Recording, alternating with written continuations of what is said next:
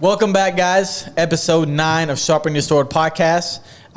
Like always, guys, I want to start off by saying thank you guys for supporting, for sharing, for liking. You guys are the lifeline to this podcast. You guys help us keep going.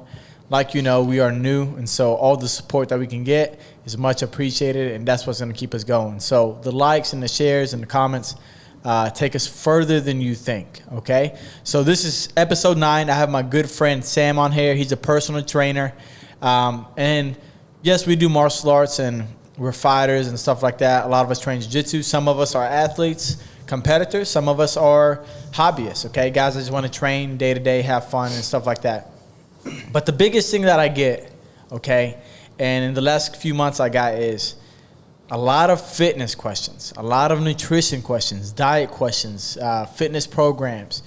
And outside of that, a lot of younger people have been asking me the same question. How do I, work in the gym? I've been talking to a lot of people about becoming personal trainers, about running gyms, opening gyms. I'm thinking about opening another gym. I probably shouldn't have said that, but whatever. I'm always thinking about something, okay? And I have a lot of these guys that want to become personal trainers and how to be a successful personal trainer.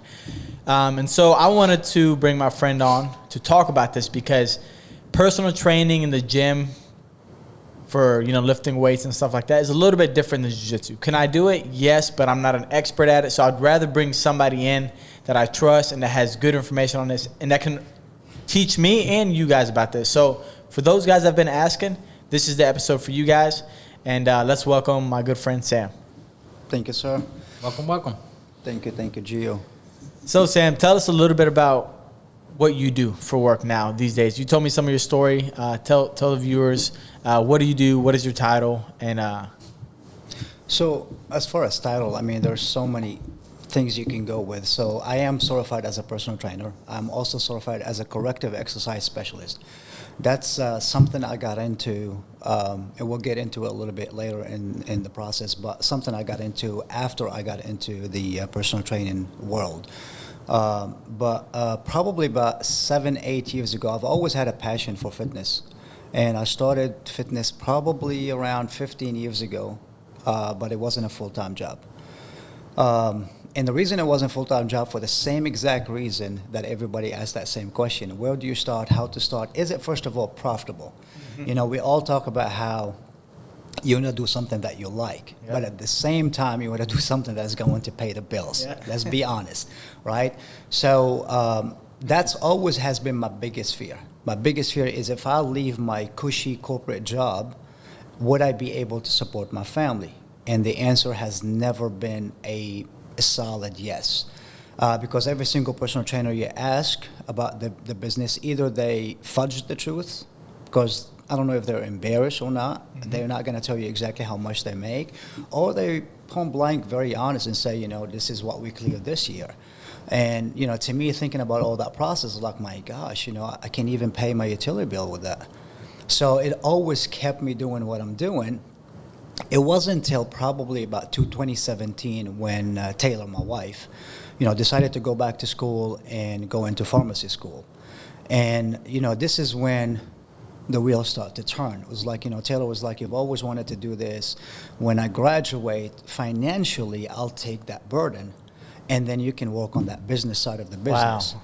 So even with that, we still, I didn't know if this is something I want to do or not, because when you do something for so long, man, you just get comfortable with it. I like the money's coming in. I'm comfortable with it. Would you call it complacent? I don't know. I've never been a risk taker, if that makes any sense. Yeah, it does. I've always been a hard worker. I've never had, I hate to admit it, but I've never had this entrepreneurship mentality. Yeah. I've always been a worker mentality. Give me anything. I've always said I'm not the smartest, I'm not the strongest, but I will outwork anybody in the room. And that's a good motto. And basically, that's what really got me into the corporate world, and I got promoted pretty quick over the years. So that kept me that comfort zone, right? Mm-hmm. So when Taylor kind of graduated, right before she got graduated, I was like, okay, if I want to do this, I need to start prepping. I start asking people, okay, where do you get certification from? What do I need to do about this stuff? I've always been into fitness. I've read on my own, but I've never hands down, worked with people. So in 2017, I went ahead and decided to get my certification, and that was something just to kind of get the ball rolling. And about probably 2017, mid 2017, 2018, I started working at a big club. And that's pretty much it. That's what had happened. And then when I got into training people, then you realize that certification is not everything you thought it was. Because people think, okay, I'm going to get certified and that's it. Yeah. That's just to get you in the door. Now, not to say that there's a lot of people, there's a lot of fitness coaches out there. They get certified and that's it. That would be the biggest mistake you will ever make. Because the fitness industry is always evolving. Health and science is always evolving. It's not linear. So you're going to be left behind, basically. And you always have to keep up with the science if you want to stand out. Okay. So at the beginning, you said something, and this honestly gets me very motivated. What you started on with early on. The biggest thing that you said was a lot of people want to go through to their passion or follow their passion, but you can't have passion without the money. 100%. Some people will lie to each other or lie to themselves. It's going to be very hard to love what you do if you can't pay the bills. 100%. And that is very important because they tell you to find what you like, okay? And I agree with that to an extent because I can do jiu-jitsu, but if I'm not making money, if I decide this is the route I'm going to go is teaching jiu-jitsu, but I'm not making money, I'm going to live a miserable life because my wife is going to be yelling the whole time. She's going to be upset. I'm not going to be able to do things with my kids. I'm not going to be able to pay the bills. I'm not going to be able to put food on the table. So at first I might like it because I'm doing what I like, but eventually it's going to flip on me, and I'm actually going to hate it. And actually, I was talking to somebody a few weeks ago. He's a black belt, and he's a very talented black belt. And he was teaching and whatnot, and it turned into a job for him. He was teaching an unbelievable amount of classes, and the money wasn't all there. And he straight up told me, I started to hate jiu-jitsu. And you're talking about a renowned black belt, a very good guy, And I was like, man, I remember being at that point. That's all he did all his life. That's it. He did it his whole life and he loved it. But when he turned it into a source of income, he actually started hating it because that was his hobby. Now it's a job. Because there's an expectation at this point. Exactly. Yep. And you hit that on the head at the beginning. And so people need to understand, yes, go after what you like, but you need to find a way to make a living through that because otherwise you're going to start hating it. There's no way. Exactly. I mean, the thing is, though, bills is going to come in. And, and here's the thing. Even if you get into something you love, regardless of what it is, you're getting paid for it. So you're providing a service. You're getting paid for that service. You're not going to enjoy it every single day. Correct. Trust me, my first client is about 4:30, 5 o'clock in the morning. Do I enjoy getting up at 5 o'clock? I'm not a morning person. Yeah. So getting up at 5 o'clock in the morning, 4:30 in the morning on some days, sometimes earlier. I've had pilots that I've trained pilots. They have to be at the airport by 5 a.m. So our training maybe can start at 3:30 in the morning. I've had doctors, internal medicine doctors, neurological doctors. I've had psychiatrists. All these guys has to be at, their jobs really, really early in the morning. And sometimes we have to start really, really early. Now, that's an exception to the rules. Usually I work within my schedule, but sometimes you have to do what's best for the client. That's what makes it special because, if you try to do everything's convenient to you, you're not going to be successful. Right. That's what makes fitness a really nice niche because to be successful, you have to tailor things somewhat to your schedule, but at the same time, you have to tailor it somewhat to the client's schedule. Both of you have to, be comfortable with that. And that's what basically you become adherents to it and stuff like that. So it's a huge factor, man. You have to love it, but it's not at the same time. That's not the only motivation, because at the end of the day, still have to pay the bills. Yep. You also, not to interject though, you also have to understand that There are sacrifices has to be made. I mean, and I'm talking just from my experience, and I know a lot of guys in the industry did the same thing. You have to make sacrifices. You have to go into this process knowing you probably, if you've had a job before, knowing you're probably not going to make the same amount of money. And you have to be comfortable with the X amount of money you're about to make. I mean, I remember when I walked in, I had an Excel sheet of what I'm going to be charging, how many clients I need just to sustain my living. And I'm not saying a lavish living. It's just simply saying, okay, I can do this because I have a family, you know, and I don't want to be selfish, you know, just pursuing something I like. But at the end of the day, I have a responsibility as a father, as a husband, you know, as a just a household father. So anyway, so you have to be able to go into this knowing that there's a possibility I'm going to be making this much money, and I'm going to be okay with that. Yeah. Man, you're already starting this off on the right foot already, because this is what you're talking about right now is the perfect stuff to start this with, because a lot of people want to become personal trainers, okay, or whatever you want to put. And people think, like when I was a kid and I thought I was going to teach jiu-jitsu, I thought I was going to become a millionaire. Yeah. As a younger guy. I didn't know. I didn't think that. You know, when I was younger, that's what I thought. But when I officially decided to go into it, for me, the academy is not for money. Yeah. You know, it's at all. I don't look at it for money. I It's work your other second jobs. home. It's my home. You Yeah. know what I'm saying? But a lot of people that go into being self-employed or entrepreneurship, they have this expectation of a certain amount of dollars that they need to make, that they want to make. And they think it's going to, that's what, I want to make $200,000. They think that's going to happen. And so their expectation is to make $200,000, and they're leaving a guaranteed $100,000, $150,000 corporate job. Yes. To go do what they love, right? But the expectation is wrong, in my opinion, because you said it correctly. You have to come up with what you need to make to survive. Because at the beginning, guess what? There's going to be a lot of negatives. Oh, yeah. A lot of negatives. More negative than positive. Exactly. And so people go in thinking it's more positive than negative working for yourself. Okay? And so I'm not saying go ahead and expect that you're going to lose. I'm not saying that. But take that into account. Take that into your calculation that it's not going to be all sunshine and rainbows. You know, it's going to be hard working for yourself. And earlier you talked about having the rough schedule for these doctors and your clients. You're not a morning person, but starting off, I can only imagine how your schedule is. Because starting off in your business, you do what it takes. All over the place. It doesn't matter. You know, this is, I'm glad you mentioned this, because I remember when I'm working at this large club, is first of all, I was trying to figure out, trust me, so coming from a business aspect, right? So you hit on so many things. So let's rewind a little bit. So you said something very important. If I was younger when I got into fitness, I probably would have gotten into fitness with a larger expectation. Yeah. Just the way it is. Yeah. Just because social media and what you see a 30 seconds reel and you assume, oh my gosh, look at him. He's in Hawaii every other week, you know, all these type of things. I can do that. And you get into real life and you go like, I'm in trouble.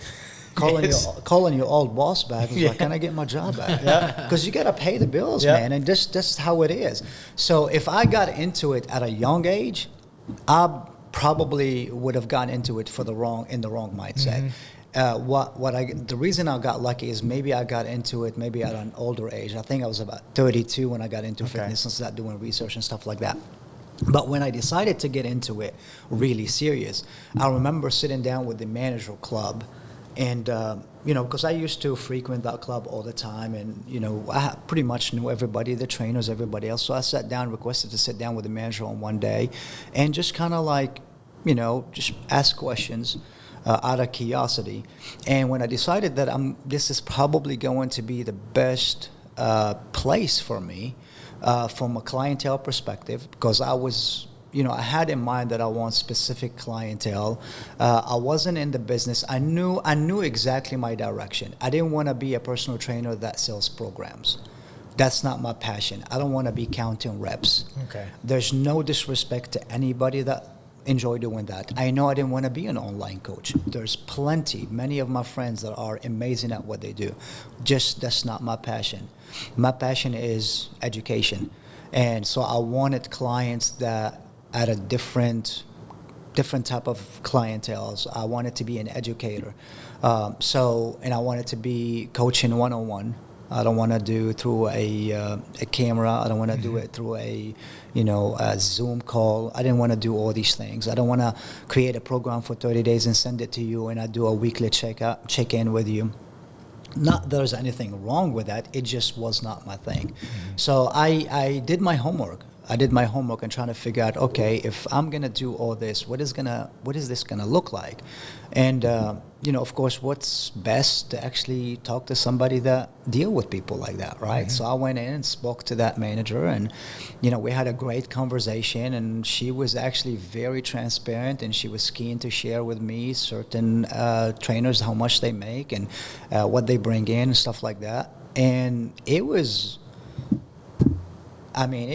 nothing to, okay, I can make it, but also she discussed with me how these trainers got to this level, right? So that gives you a really a good perspective of what it needs to be done to get to that level. So it wasn't kind of like jumping in with blindfold. I kind of knew what I'm jumping in for, and I knew that there's a potential that I can make this much income provided I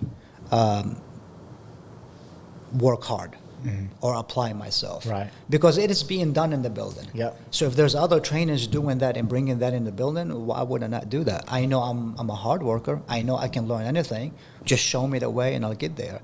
But now if I went in there and had a conversation with her and she said, this is what my minimum trainer does make, and this is what my highest trainer does, and it's not anywhere close what is going to be aligned with my lifestyle, I probably would have never turned away. I mean, I would have turned away and never came back, to be honest with you, because that's a very discouraging. Yeah. And it's what a lot of what you said there applies to a lot of businesses. Oh, yeah. It applies to different aspects of different businesses. But you did your homework up front, and you had a wife and you have kids. You have a wife and you have kids. So this just jump, and I get this all the time. I'm a single guy. I'm a young guy. So a lot of people say, man, Mo, you're ambitious and you don't have anything on the line, right? Yeah.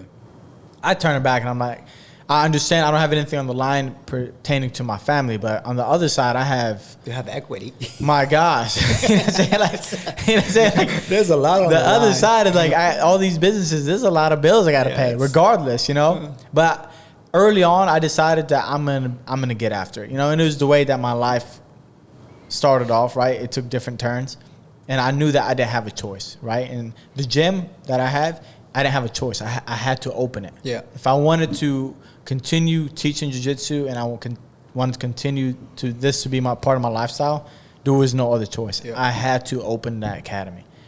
And so you started off, you did your homework. You knew what you wanted. Yeah. You knew what it took, and you did something, and it may seem like everybody does this, but not everybody does this. Not everybody goes to this fitness club, talks to a manager, and asks them questions. Yeah. A lot of people don't even want to do that these days. Yeah, Mo. So, I worked with a guy. He was my mentor for probably 14 years. And his name is Mike. I won't mention his last name.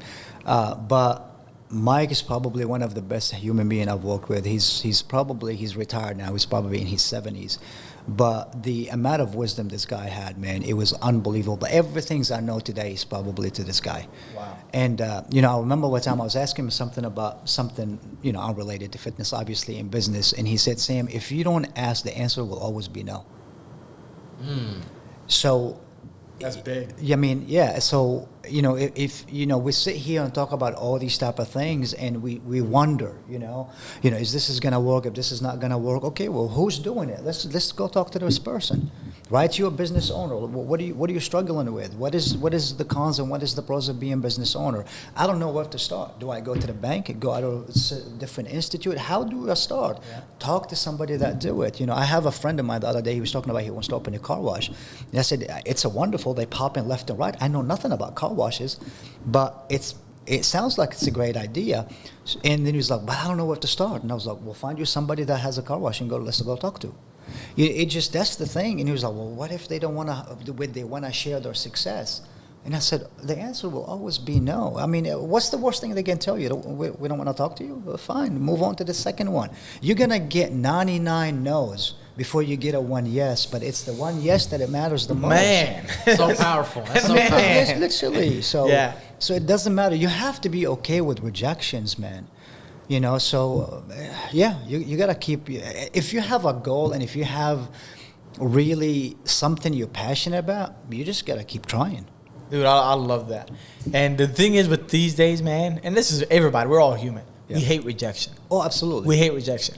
But one thing, we say it in Arabic, like it's almost like your skin got tough. Like it's like leather. Yeah. You know, you harden up. Man, when you become a business owner, you become a hard person. Yep. Your skin gets thick. Yep. Because you don't have a choice. This is your living. You know what I'm saying? You need to make a way. You need to find a way.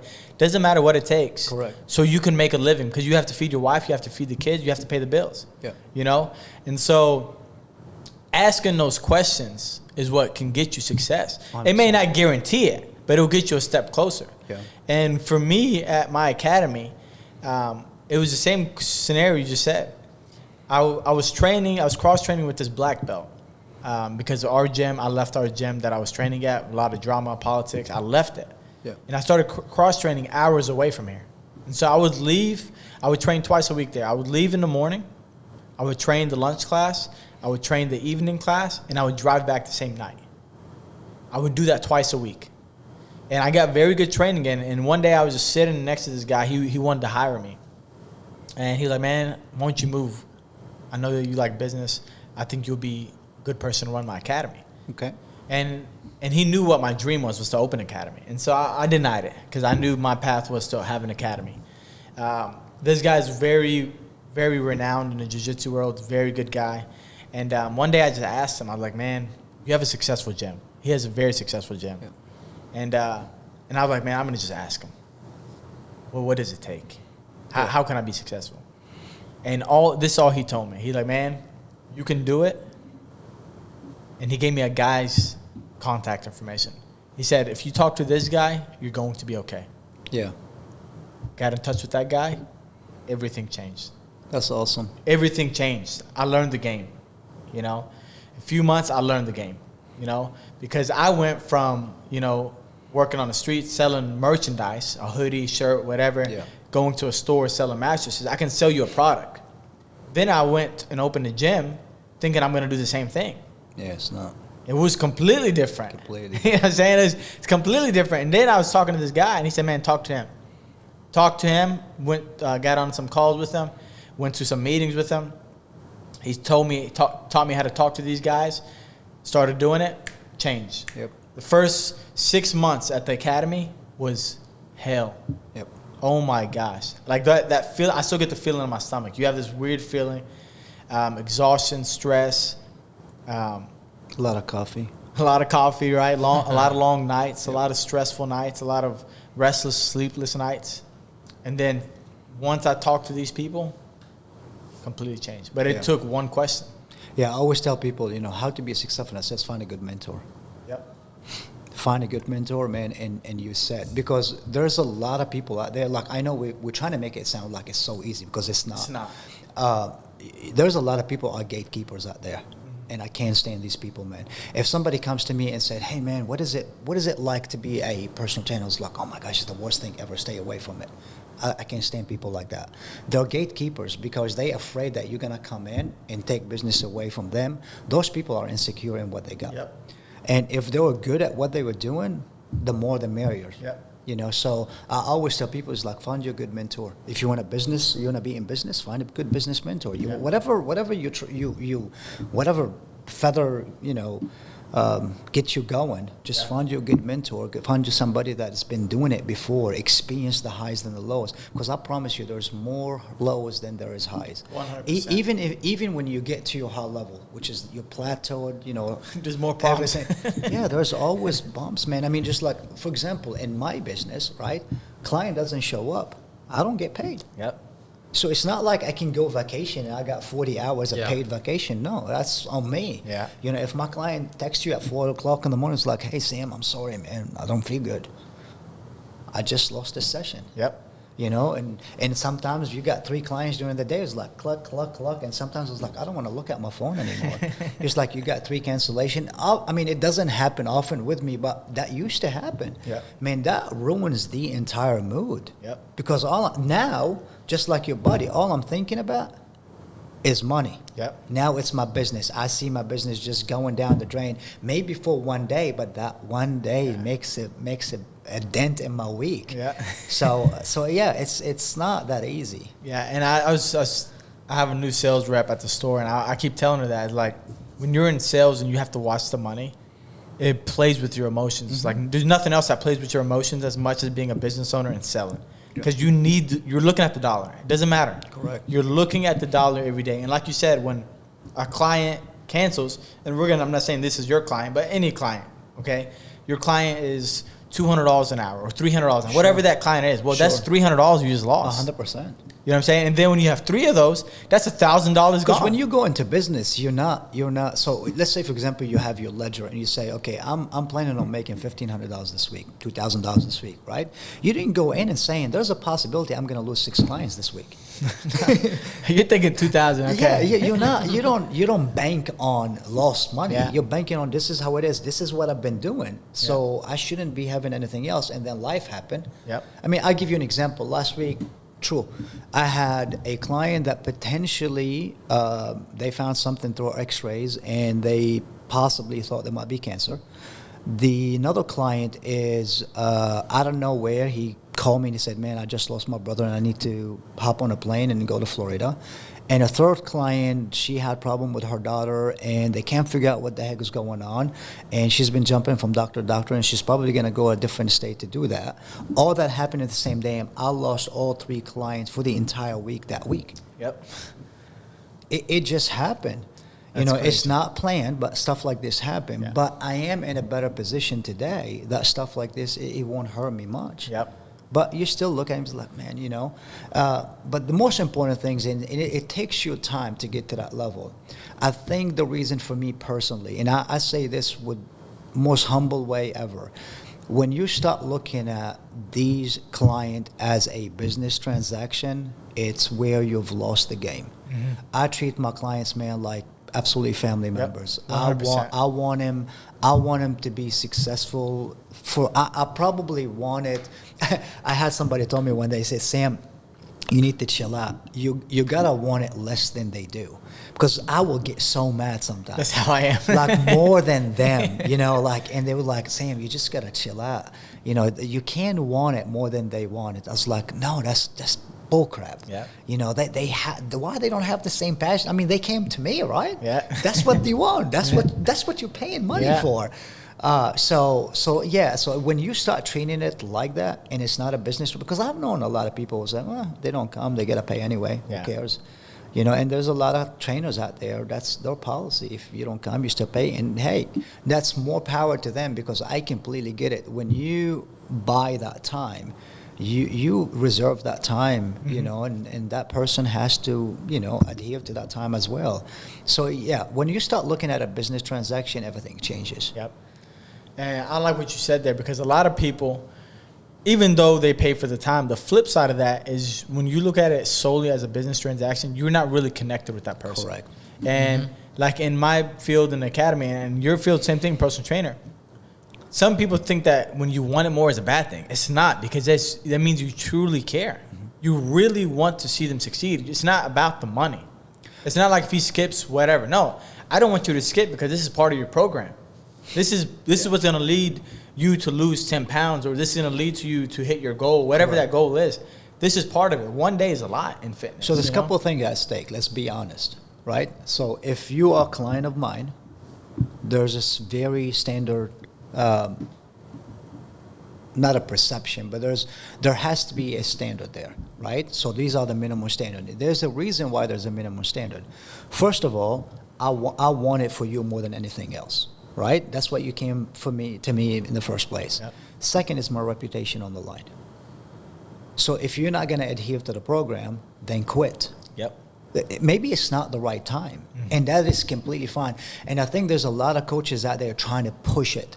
You have, as a good coach, you have to really know when to have that Jesus talk with your client and say, you know what? You know, we've tried everything. Maybe this is not the right time for you. Maybe the circumstances of your life is not really supporting you to be able to pursue this now. And there's a lot of variables in your life that is not going to put you in the best position. I mean, imagine you have somebody that's coming in and they got so much going on in their life. They probably they getting married soon. They doing all the planning. They're probably taking their daughters to college, which that happens. So they moving a lot. They traveling a lot. They moving in between jobs. I mean, there's so much is going on. There's no stability in their life. And on top of all that, you're trying to change everything about their life. Their eating habit, their schedule. What do you think is going to happen? They're going to fail. You have to realize maybe this is not the right time. And just say, hey, when you're ready, we can revisit this in a couple months. It's very important to do that because your reputation on the line. There's two things right there, reputation and standard. So a lot of people don't know when you go into business, your reputation is that's like it's everything. Your reputation is everything. It's everything. It's everything. People try to make it like black and white. It's not black and white because they're coming to Sam. Sam has a certain standard, okay? And so if these people don't meet the standard and they're under the standard, they're going to look back at you. If they look back at you, your reputation comes down. Okay, and if your reputation comes down, your value comes down. Correct. Okay, and funny thing is, this morning we were talking about that, Gio and I, and I told him some things, like you said, sometimes you got to let this client go or you don't do business with them. Correct. And just this morning, I was upset about something, and I told him there's events or there's things or there's people we are not going to do business with if we can't do it at our standard. We have a set standard. 100%. Okay, because if we don't do it at our standard, they're going to look at and say, Border Martial Arts, this is their standard. It's a low standard, okay? It's not a good standard. It's not good quality. It's not good value. Guess what? It's going to put a dent, a scratch on our reputation. Correct. And the more dents and more scratches you get on your reputation, now the least valuable you are. Well, what makes you different from any martial art gyms out there? I mean, if you're just going to be just like everybody else, then what sets you aside? Exactly. You know, somebody asked me that question not long ago. Have you ever fired a client? Yeah. 100%. I had a client that, and here's the thing, was literally, if it comes to money, my best client. Pays me no matter what. Come to the session or doesn't come to the session, I get paid. Now tell me who would not want a client like that? Oh, yeah. I mean, whether you come to the session or not come to the session, I got paid. And, you know, after a few months, it was like, that's not what I'm in the business for. You came here because you have a specific goal. So after multiple conversations, you know, he will adhere to certain guidelines and he'll follow the program. And shortly after, he'll fall off. I mean, and he did. In his you know, defense, he did have a lot of things going on. But finally, we came to the conclusion that you can't risk it for you. You can't risk it. And the thing is, though, for him, he was like, he didn't understand it because he was paying me anytime. He said, I understand your time is valuable, and there's a reason I want you to train me. And so that's why I'm paying for that time slot. I don't want to lose that time slot. And but it wasn't, for me, it wasn't just about that. I want him to see results. Yep. You know what I mean? Think about it this way. You're coming to me, you and I have known each other for at least a few years, right? Gio from the gyms, I'll come to me, let's say, and you know Mo trains with me, right? So here you are, you've been training with Sam for a couple months, and okay, there's not a lot of changes there. Mm-hmm. 6 months into it, Joe's asking you, man, I don't see any difference. Yeah. Now, is he worth it? Well, not just that. Just the first thing he's not thinking, that Mo's probably not following the program. Exactly. He's thinking you. He's thinking is the coach. Yeah, first thing. So you go around your friends, and now everybody knows you're working with a coach. Everybody knows you're working with a nutritionist and stuff like that. So they don't think that this person is not doing what they're supposed to. Immediately they're saying, well, probably, coach, make sure you stay away from Sam. Yep. Exactly. So it's your reputation is on the line. So you gotta. At the end of the day, no matter how much you care about the client, you still have to protect your name in business. No matter what, because even if this guy, let's just throw a number out there. If this guy's paying you $5,000 a month, The 5,000 is nice. Don't get me wrong. 100%. It's very nice, especially when you got freedom from it. You know, 100%. whether he shows up or not, I get 5,000 a month. Yeah. That's good money. But in the long run, it's gonna bite you back. Correct. Because you will start losing people, and you probably won't be getting new potential clients. Correct. Because this $5,000 is gonna cost you 15, 20, 30, 40,000 later on. Here's the beauty, man. This is the irony, because that client probably has gotten me 3 different clients. I've never advertised for my business, by the way. That's crazy. It's in, man, knock on wood, blessed for it. I'm forever grateful, truly, for my clients, for everything, man. I've never, not one time, and I mean, you follow me on Instagram. Mm-hmm. Not one time did I talk about my business. Yep. I talk about fitness. The only reason I talk about fitness is free information. Yep. Not everybody can afford a personal trainer. I provide a little bit here and there, and that's it. I get a lot of requests about whether I want to do online training or not. I have no desire in that. And most people think my platform online is for my business. It has absolutely nothing. It's just for fun. Yep. And I've never, ever advertised my business. But it goes back to the same thing we just talked about: reputation and standard. 100%. People know your reputation, Yeah. right? Because you, as a businessman, you are your brand. Yeah. Yeah, that's it. That's who they're gonna look at. So if they're gonna look at Nike got good stuff. They're gonna look at Sam. Sam has good clients. Yeah. Why? Because Sam is putting into them. Yeah. And so if you don't have a high standard or good reputation, you're gonna have to be working your butt day and night to get clients. Well, also you have to show up for your clients, man. Mm-hmm. You know, it's a two-way relationship. It's not a one-way relationship. So, you know, your clients have trusted you with a lot of things. Mm-hmm. And to me, I mean, there's nothing really irks me more when probably 80 or 90% of my clients have worked with personal trainers or nutritionists before. And the stuff you hear, man, it's crazy. It's crazy, and it Yeah. makes me so mad that somebody has, you know, trusted in you, paid you for a service, and you gave them not even 20% of what Exactly. they deserve. It's just disrespectful at so many levels. Yeah. And it's because these days, man, these guys are doing it for the dollar. Yeah. Okay? But the other side of this is people don't understand, if you do it with everything you have, the dollar is going to come. You know one way or another. I'm not sure. I mean, I get what you're saying, but sometimes I don't even think it's the money, man. I just think it's ignorance and lack of knowledge. Really? I really think so. Because don't take me wrong. We've talked about how money is important. Mm-hmm. We all want to make money. But the way I think about it is, the objective is to have a client and keep a client happy. Mm-hmm. And treating a client or not providing a client the best service that you can, it makes zero business decision to me. It makes no sense, right? So when you hear these stories from different clients about the experience they've had, I just don't think that it was just a business transaction. I honestly think that coach provided the best they could under the circumstances and the knowledge they have. Yeah. And there's a lot of trainers afraid of saying no. You know, if you come in, for example, I remember that used to happen with me all the time. Somebody will come in and say, hey, you know, you're amazing. I love working with you. I want my 12-year-old son to train with you. I've never trained with kids before. Training kids is a completely different ballgame when it comes to fitness. You know, I mean, there's so many myths out there. From a physiological standpoint is different. From a biological standpoint is different. From a nutritionist standpoint is different. Two different things. So I think a lot of coaches will say yes and have no clue what they're doing. Yeah. And they're just going online and thinking this is a copy and paste things, and it's not. You know, fitness there's something called bioindividuality. Everybody is different. There's no a blanket things for everybody. And the minute you get to the blanket thing, I always tell people, you can get lucky for so long before your bull crap will show. Yeah. I mean, and I think there's a lot of coaches, unfortunately, like that. So I like what you're saying there. The other side, when we're talking about business, but we're talking about coaching. Sure. Right?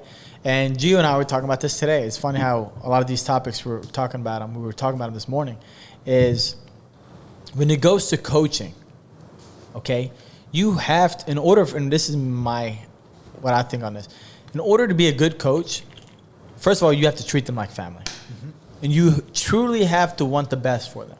100%. And if you really want the best for them, people don't understand. And this is what I would say to those guys that want to be a coach. If you're not going to put the time and energy, don't be a coach, because you won't be successful. I don't disagree. Because the work, physically, spiritually, and emotionally, this is not just physical, like, hey, let's work out. I know everything's about every single client I have. Exactly. Everything. Exactly. Everything. And I mean, even to the financial aspect of it, that's how comfortable they are with me. I know everything's about their kids' birthdays, their mother's birthdays, their anniversaries, everything. We become family. Yep.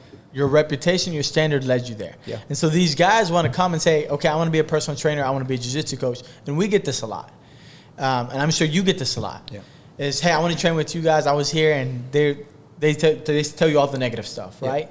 And I was telling Gio, like, man, it's because they don't put the work in for these guys. They're not willing. They're so lazy. They just want to say, okay, do 50 squats, do this, do that. You can't, as a coach. Yeah. Man, people don't understand how much work it takes to be a coach. Dude, there's so many people will lose their marbles when I say that. Because I always say there's a difference between a personal trainer and a coach. And people are, well, there is a difference. Big difference. A personal trainer is somebody who counts reps. A coach is a person that works for you at all different levels. Yep. Personal levels. A coach is literally everything. Everything. Your support system, hold you accountable. I mean, everything you can think of. That's what being a good coach is about. Yep. And there's a lot of personal trainers out there. Yeah, it's a lot. And in martial arts, we see this a lot. And martial arts and fitness, they get pretty close. They're trainers. Yeah. A coach it's almost like you're a life coach. You're a personal coach. Correct. You're a friend. They're comfortable with you at all levels. Now, sometimes, I'll be honest with you, sometimes, all right, you're too comfortable. Dude, this is funny you said that, because was it a year ago or 2 years ago, I took a course about the cognitive behavior of a human, about how humans think under stress and stuff like that. And it was a certification that somehow was under fitness, right? And the only reason I took that course is because I was having a difficult time with one of my clients. I just could not connect with that person, not necessarily at a personal level, is that I just couldn't understand why there's certain things it's just not, why we can't breach the gap, why is, we're still having a difficult time. And it's hard for you as a coach to sit down and say, is it me? I mean, I've never had that problem before. So it's kind of like not necessarily taking accountability, but it's kind of like, I don't think it's me. But it's time where you have to take a self assessment, I guess, and figure out, okay, what can I do? What is there any things that I can do that I can help this person? And I remember, going into different credential organizations and stuff like that under fitness, and I was looking for something in particular, and I came across this course. Whether this course helped me or not, I honestly don't know. But I took that course, I took the certification, and I started applying certain things, and I mean, it did work. Yeah. So you always have to, you can't put all of it on the client and say, well, the client is not doing anything. You always have to think, what am I not doing? Yeah. Why is this client is not meeting me halfway? What can I do? That's your job as a coach. 100%. People don't understand that. It's like, they're going to say, oh, I can't get along with this client. Yeah. Now, sometimes you can't get along. And for me, if I can't get along with them, I just don't want them anymore. That's right? fine. Because it's going to ruin my reputation. It's going to ruin fine. my standard, And right? you're entitled to that. Exactly. Just like they're entitled to leave at any given time they want to. Exactly, because us as coaches, and the more I talk to you, the more I'm like, man, we think alike. Yeah. In this aspect, we are giving everything. 100%. I'm not holding anything back. I told Gio, I told people are like, hey, you want to hang out Saturday? You want to hang out Sunday? You want to do this and you do that? I'm like, man, no, not really. That's my chill time, because 100%. Monday through Friday, for example, like a reset. It's my reset. And it's only a few hours. But Monday through Friday, it's for my gym. Yeah. I mean, the morning, the afternoon. Dude, there was one day. I'll give you 100%. I'm 120% every day. I honestly don't hold back. Yeah. I tell people I try not to look down. Sometimes I look upset, or I look down, or whatever it is, or something in my head. And if somebody mentions it to me, I get upset with myself because I can't show them that, because I'm there for them. Yeah. First of all, I know my team is there for me. Correct. But as a coach, I don't look at it that way. I have to serve them. 100%. And so people don't understand, man, like, we don't get breaks. If you're, in my opinion, if you're a real coach, a true coach, Correct. you know, you really want the best, because these guys are telling you their personal problems. Yep. You know, you got to worry about their goals. You got to get, if they're down, you got to get their spirit up. 100%. You got to get their emotion up. And so if you see something going on with the client, your goal as a good coach is to figure out, how can I bridge this gap? 100%. You don't blame it on them. That's your job. That's your job. 100%. You know what I'm saying? So a lot of coaches look at it different ways. Like, that's not me. I'm not your mom. I'm not your psychiatric. I'm not your counselor. I'm not, your therapy. Exactly. Actually, you are. Yep. Your job is to get them from here to here. That's it. And no Whatever it takes. Whatever it takes, 100%. So that's what. And I'm not saying you have to, but You if don't. you want to be a good coach, If you want to be a better coach than the average, then if you want to stand out. then you need to. Exactly. Yeah, it's really that simple. It's crazy. It's crazy how we're agreeing on this. Yeah, I'll tell you what. I had a client. His name is David. Yeah, I don't know if he never sees this, but anyway, David one time told me, he's like, Sam, I admire you so much. And it's actually the other way around. I admire all my clients because I have a very specific high-profile clients. What they do is phenomenal. I mean, just the style, the level, the time, the jobs they have, the hustle they're not spoon-fed. Yeah. Okay, but they're doing very well. So when I look at success, I look at my clients. So for a client to look at me and say, man, I have so much respect for you and I have so much aspiration when it comes to you, it's humbling, and it kind of makes you proud. Mm-hmm. But then I remember, I was like, well, why you say that, David? He said, I've never seen you in a bad mood. Yep. Never. And he said, you deal, and I see you, like, I know clients comes in and go, and I see you with different clients, and you got a smile on your face, and I'm sure that you probably get sick of it. And he used different chose different words. But when he left, I was thinking about it, and you can't. And I promise you, there are some days, dude, you don't want to do nothing. I want to crawl under the bed. Yep. It just, whether it's things going on with your life, things going on with your family, things going on with your job, there could be at the end of the day, we're human. We are human. Just like everybody else. Yes. We have good days, we have bad days. The problem is you just don't get a break. Yeah. It's different when you're working. We're not allowed to show it. Well, it's not just that. I mean, if you have an office job, you're in your office, you close the door, and that's it. Pretty much it. Yeah. You're interacting with people all day long. Mm-hmm. And the last things you want to do is talk about your life in front of your client. Exactly. Because you need to be there for them. Yep. It's not the other way around. So it's but you enjoy it, you get used to it, and you not necessarily you get good at faking it, but you just cover it up. Yeah. Yeah, you just cover it up. It's funny that you're saying that, because man, like, I always go to Geo. Like, I don't. But here's the thing, though, to interject, though, I don't mind doing it, though. I don't either, yeah. It feels like a very safe environment, man. Yep. Like, even like if I have so much is going on, when I'm with my client training, it's I don't think about anything else. Yep. I freaking love it. Yep. I enjoy it. I have a smile on my face. And as soon as that client leave, of course, I gotta get back, check into reality. I still have this to deal with, But it's not like when we say, you gotta learn how to fake it. It's not necessarily faking it. It just, you step into a different zone. Yep. And for your client, you have to. Yeah, absolutely. And I always talk to Gio about this. I'm the kind of person, a lot of people tell me stuff, I don't say it to nobody, right? Yeah. Like, you have to keep it private. Yeah. But sometimes I'm like, man, I don't know why these people keep coming up to me. There was one day, man, I still remember this like the back of my hand. I forgot what was going on. I was upset about something. I was down. I was in a bad headspace. Yeah. And I was going to force myself to train jiu-jitsu that day. Because for me, when I train jiu-jitsu, like you said, when you're with your client, everything, for that 1 hour and a half, 2 hours, everything stops. This is me. This is me and what I love to do. Zone. And you feel great, right? Yeah. And I'm there, and I'm telling, it was just one after the next. Yeah. People coming up to me, somebody's loved one is dying. Yeah. This one is going through some crazy breakup, some crazy stuff. This one is having some health issues in the family. I mean, it was one thing after the next. And it was already having a hard day.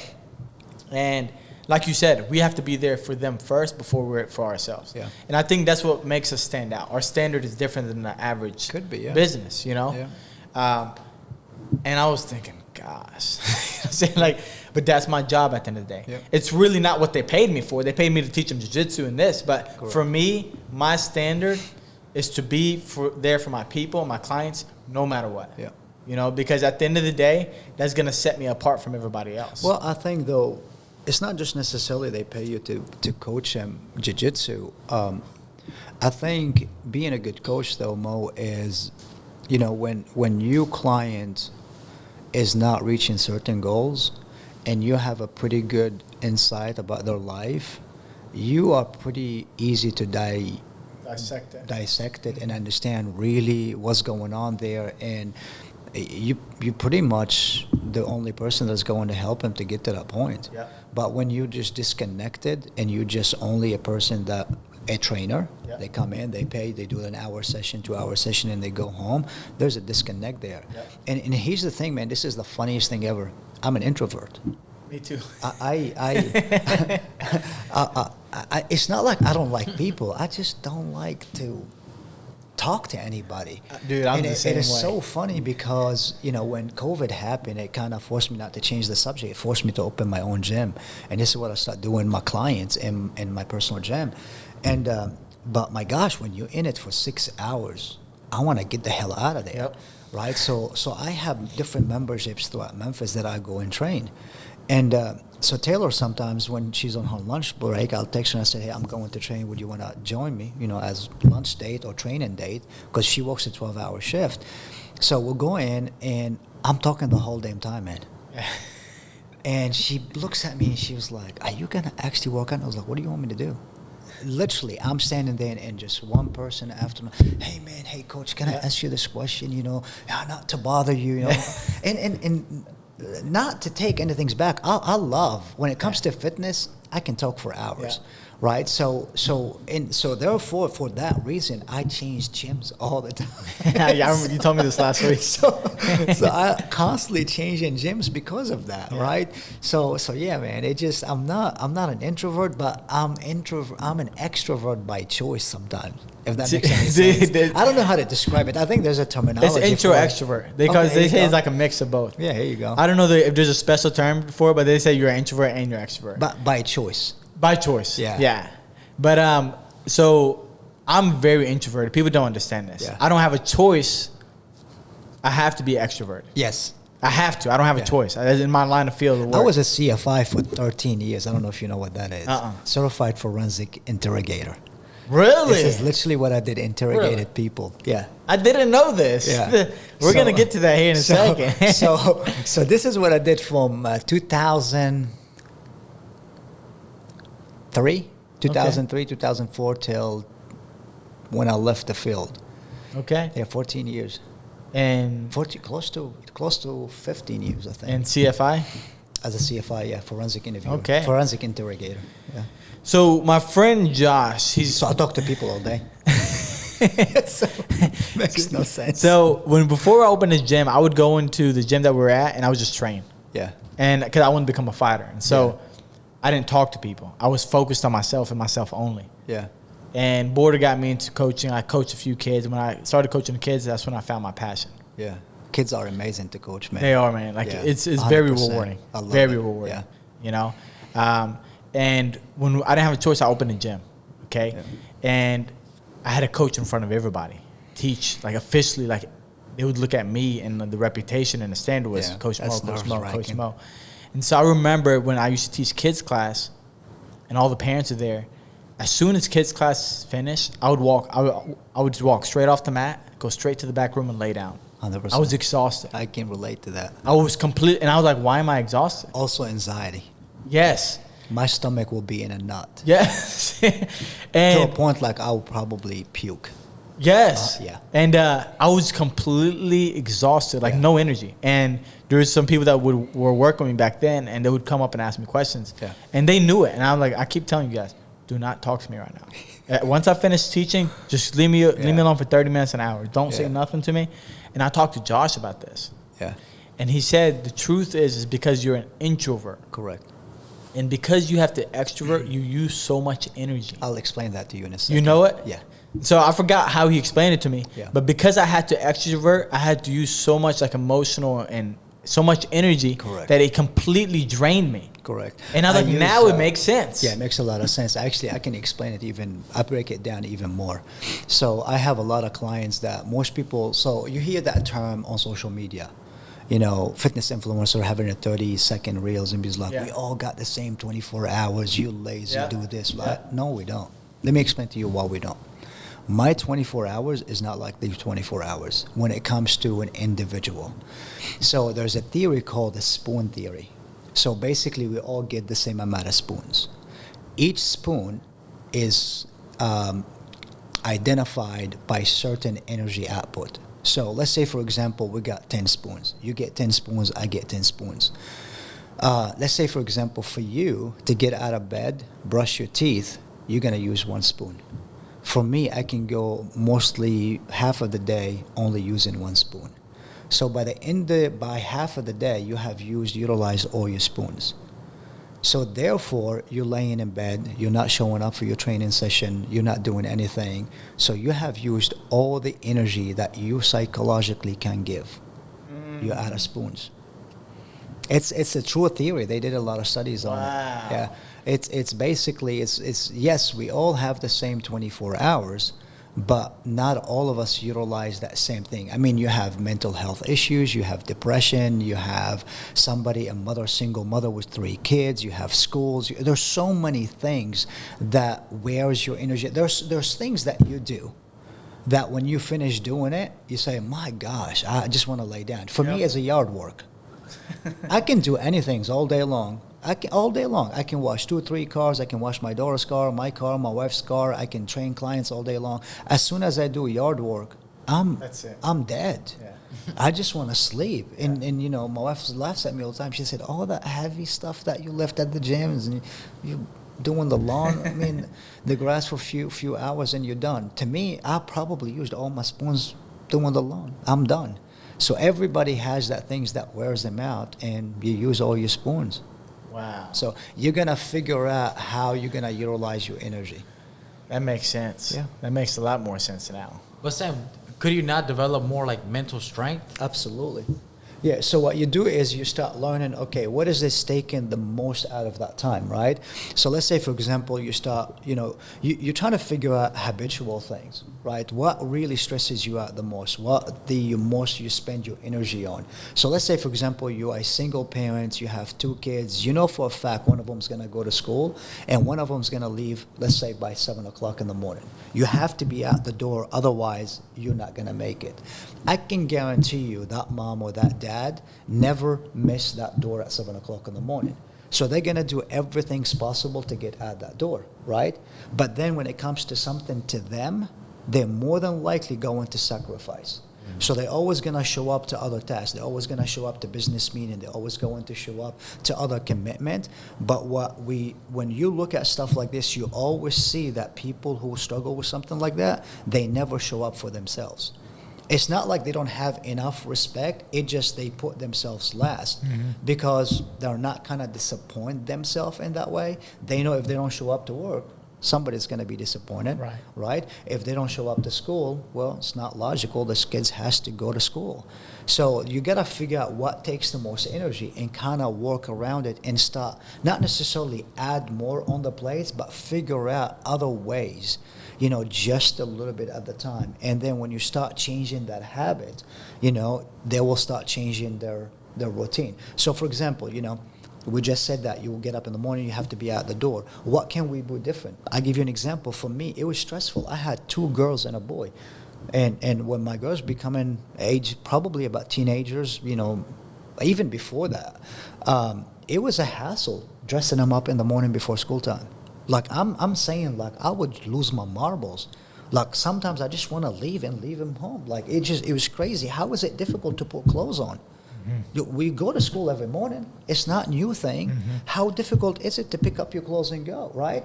So I would get so frustrated at them and their kids. They don't understand these things. They just wear this. I don't like it. Wear this. It's uncomfortable. Wear this. It's too cold.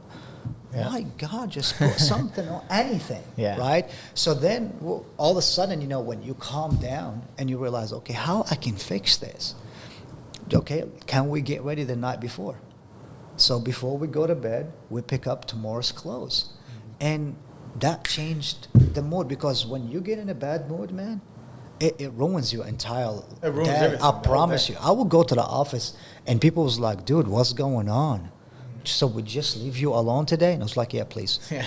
It just, it ruined your entire mood. It ruins your entire day. So you just got to figure out really what works for you and trying to work around it.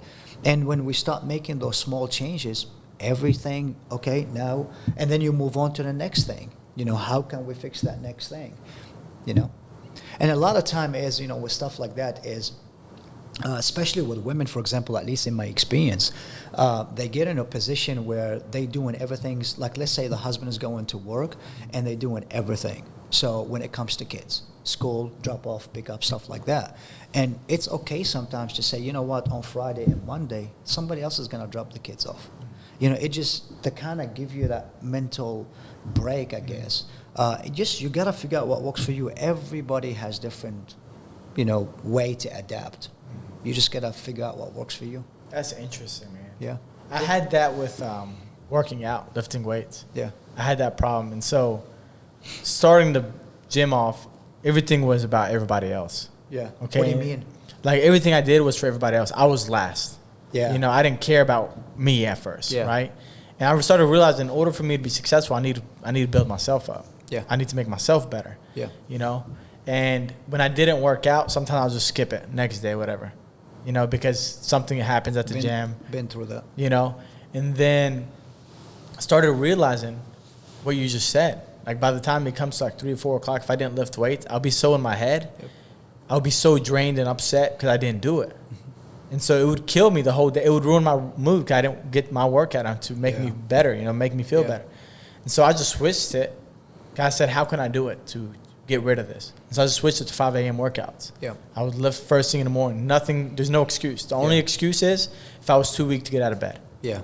Which is, that's it's hard. on you. Yeah, that's on me. But that's on you, though. Yeah, it's hard for me to get up. I hate waking up that early. But the only excuse was if I let myself down. Yeah. So are you going to let yourself down, or are you going to? Well, go back to the standards, right? If you set up certain standards, I'll give you a very good example. Same thing happened to me. Because when you're trying to build your business comes first. Yep. 100%. All the time. But while I was trying to do that, I kind of lost my passion. I didn't train like I used to. And train, man, give me so much clarity. It just, I'm not going to give you a story about mental health or depression. It just gave me clarity. I was a better everything, better man, a better husband, a better father when I trained. I mean, you will watch my mood shift if I don't train for a couple of days. Yep. And Taylor will look at me and is like, have you worked out today? Please go work out and then come back. Because my entire mood will shift. And I've always had 2 hours just blocked for me to train. And that's because, I might want to get certain, quick snack and then take a shower afterwards so I can be ready for my clients. But when business is coming in and everything's going like it's supposed to, right? You can't wish for something and all of a sudden say, well, that's too much money, right? Now all of a sudden all this glory is coming toward you. It's like, oh, no, I don't want it. Please take it back. So it's kind of hypocritical. Yeah. So you work so hard because you want to grow the business, but then, just like what you said, you're trying to make sure your client is comfortable with the time as well. So I start giving up times where I probably shouldn't. Somebody wants to come in at 4 o'clock in the morning. Yeah, that's fine. What about 6 o'clock in the afternoon? Oh, yeah, that's fine.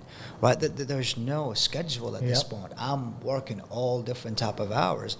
And now I'm giving up my training hours. So now I'm not training. And plus, I still have things to do throughout the day. So your personal life. Absolutely. Yeah. I mean, especially, kids pick up school, drop off at school. There's certain times where I can't. But then I realized I'm not a good coach. I'm literally not a good coach because training was very important to me. Training is what got me into this in the first place, and I started to lose it. So I just reclaimed my time, and became better coach when you did that. So there's a lot of things. If you're willing to make certain things and you're willing to make certain sacrifices, you gotta do it within the boundaries of what you set. And once that makes sense to you, whatever that looks like to you, you set. You just made a beautiful transition to that. So, time, okay? And I'm sure you agree on this. Starting off as a business owner or wanting to open a business, you don't have a schedule. I don't care what anybody says. Because you're going to do what it takes to get... I'll take anything. Anything. It doesn't matter what time it is, 4 in the morning, 5 o'clock. If I have to work until 1 or 2 in the morning, that's what I have to do. Yeah. Okay? And But people... I was very selective, though. Mm-hmm. So, because, like I said, I mean, you get back to your point in a second. I don't want to cut you off there. But I've never, because I was in that position to be selective. Mm-hmm. I didn't want to get into something and then get out of later. There's certain type of client I want to. There's certain type of program I wanted to. There's certain type of coaching I wanted to be in. I don't want to, like I said, I don't want to sell online programs. I don't want to do anything like that. So I have to be selective. But at the same time, business comes first. So if a client comes in and says 4 o'clock in the morning, it's 4 o'clock in the morning. Yep. We can make it happen. Do you have anything open at 5 p.m.? You bet. I do now. Yep. You know? And what you're saying is what everybody needs to hear, okay?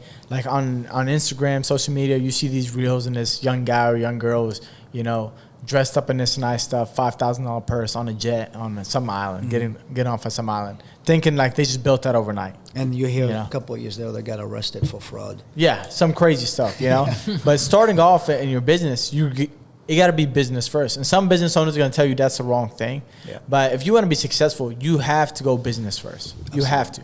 And yes, I mean, you want to try to have a set, kind of an idea of a schedule that you want, 8 to 5, 9 to 5. You want to be as close as you can to that schedule, especially if you have a wife and kids. Yeah. But if I have a client that's going to pay me $200 at 7 p.m., guess what I'm going to do? I'm going to take it. 7 When I first opened a gym, I was teaching 20-something classes a week. Yeah. I didn't like training. I didn't train as much. I didn't care for it no more because I hated it, honestly. It's a job. It was job. It was work like for a me. checklist. That's it. It was like, I got to do this. Okay, now next. It wasn't I wanted to do this. Yeah. It's I have to do this. You show up, you're being your best coach that can be the first class, but by the class 6 and 7. That's it. You're done. You're usually going through the motion. Yeah. Yeah, you're going with a timer, and that's it. that's pretty much trying to get to the 1 hour mark. Yes. And really you'll start stopping at 50 minutes. We call these in fitness fillers. And if anybody hears this, especially trainers, they're going to lose their marbles on it. Burpees, for example. Yeah. That we call them fillers. Yeah. So you show up to the program, you do your program, and you look down at the time, and you got 10 minutes left. You go like shit. All right, 50 burpees. Burpees. Yeah. Those are fillers. Yeah. And everybody's been there. Yeah. Everybody's been there. But so at first, building your business, that's how it looks like. Yeah. But now on the other side, yes, sometimes even though you have your schedule, you have your standard, most importantly, you have your standard, you have your reputation. Now, what I get, and these 3 are for me, is exclusivity. Yeah. Not everybody, I'm not open to everybody 100%. no more. There's a lot of people that say, hey, I want to do private lessons. I tell people now I don't do private lessons. Yep.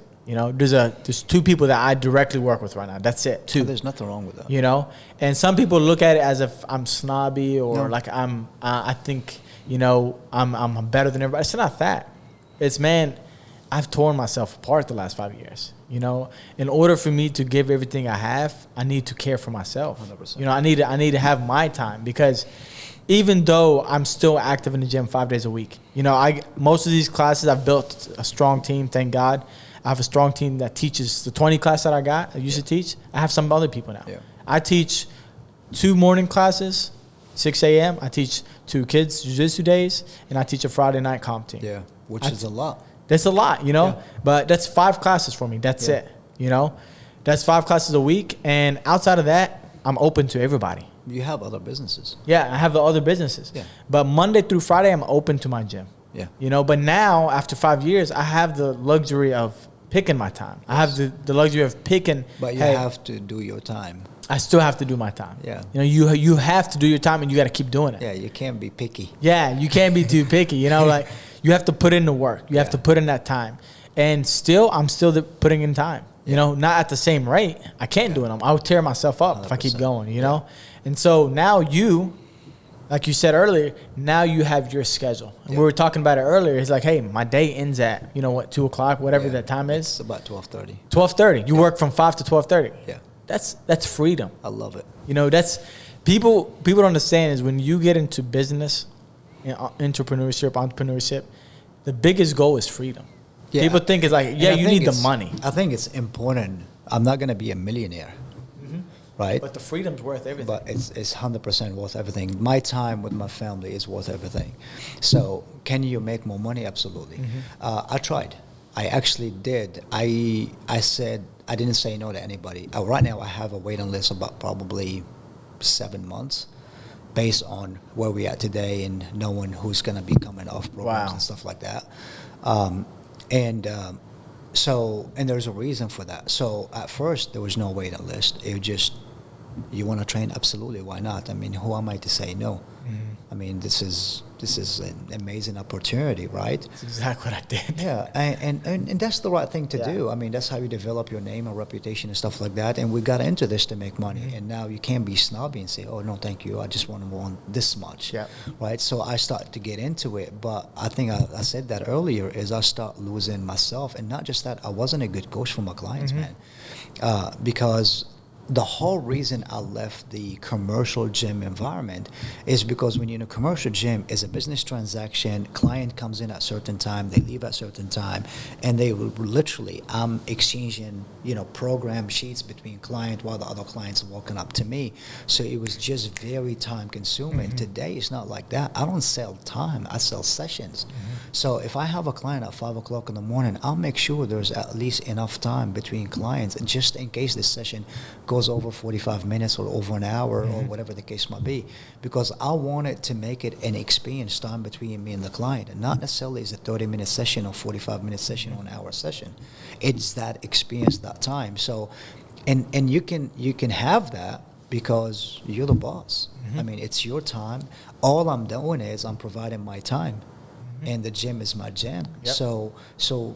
So when I went to 1 hour session on the dot, you have other cars pulls up. Here's the client walking in. It was tiring, man. And then it takes, let's say for example you have 30 clients, right? And let's say you do not 30 clients, but let's say you do, for example, 30 hours a week of one-on-one training. That's not 30 hours. There's in between. There's programming, those type of things. So let's call it 42 or 43 hours a week, right?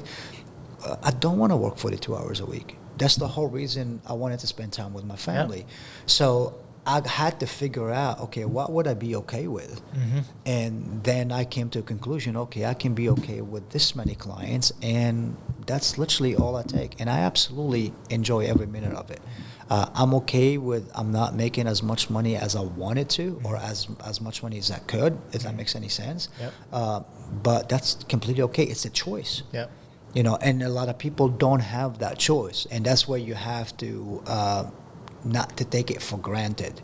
That's why I say when you have a business coming in, you can't turn it down, but you have to have a system in place. Because even though sometimes I just recently accepted 2 more clients that were on the waiting list for too long, because I have to think about my business. It's going to come to a time it's like, okay, dude, you're not that great. You're not all that Right. for me to wait for you for a year. Right. You want to train me or not? Yeah. So you have to figure out, okay, I have to take these people in. They've been waiting forever. Yeah. And they've been consistent and persistent. Come on, man, can you not squeeze me? I'll come in at any given time. I will come in at midnight. And it's literally, so when you have people like this, man, how can you say no? Yeah. So you have to figure out a way, what can I do? And that makes you a good coach, though. At the same time. I would like to think so. Yeah, I say it does, because even though, because I'm the same way. I told just this past week after I announced the privates, I told people, hey, I'm not the guy to do them. I'll write the program, And let somebody and I'll else let them do service it. Yeah. I straight up tell them I don't want to be that guy. But some people I will bend the rules, okay? Yeah. Because like you said, I have clients like that. you've worked, they've waited for so long, or they're so persistent about it. Yeah. I think at the end of the day, sometimes some business gurus will say, no, that's not good. Stick to your rules.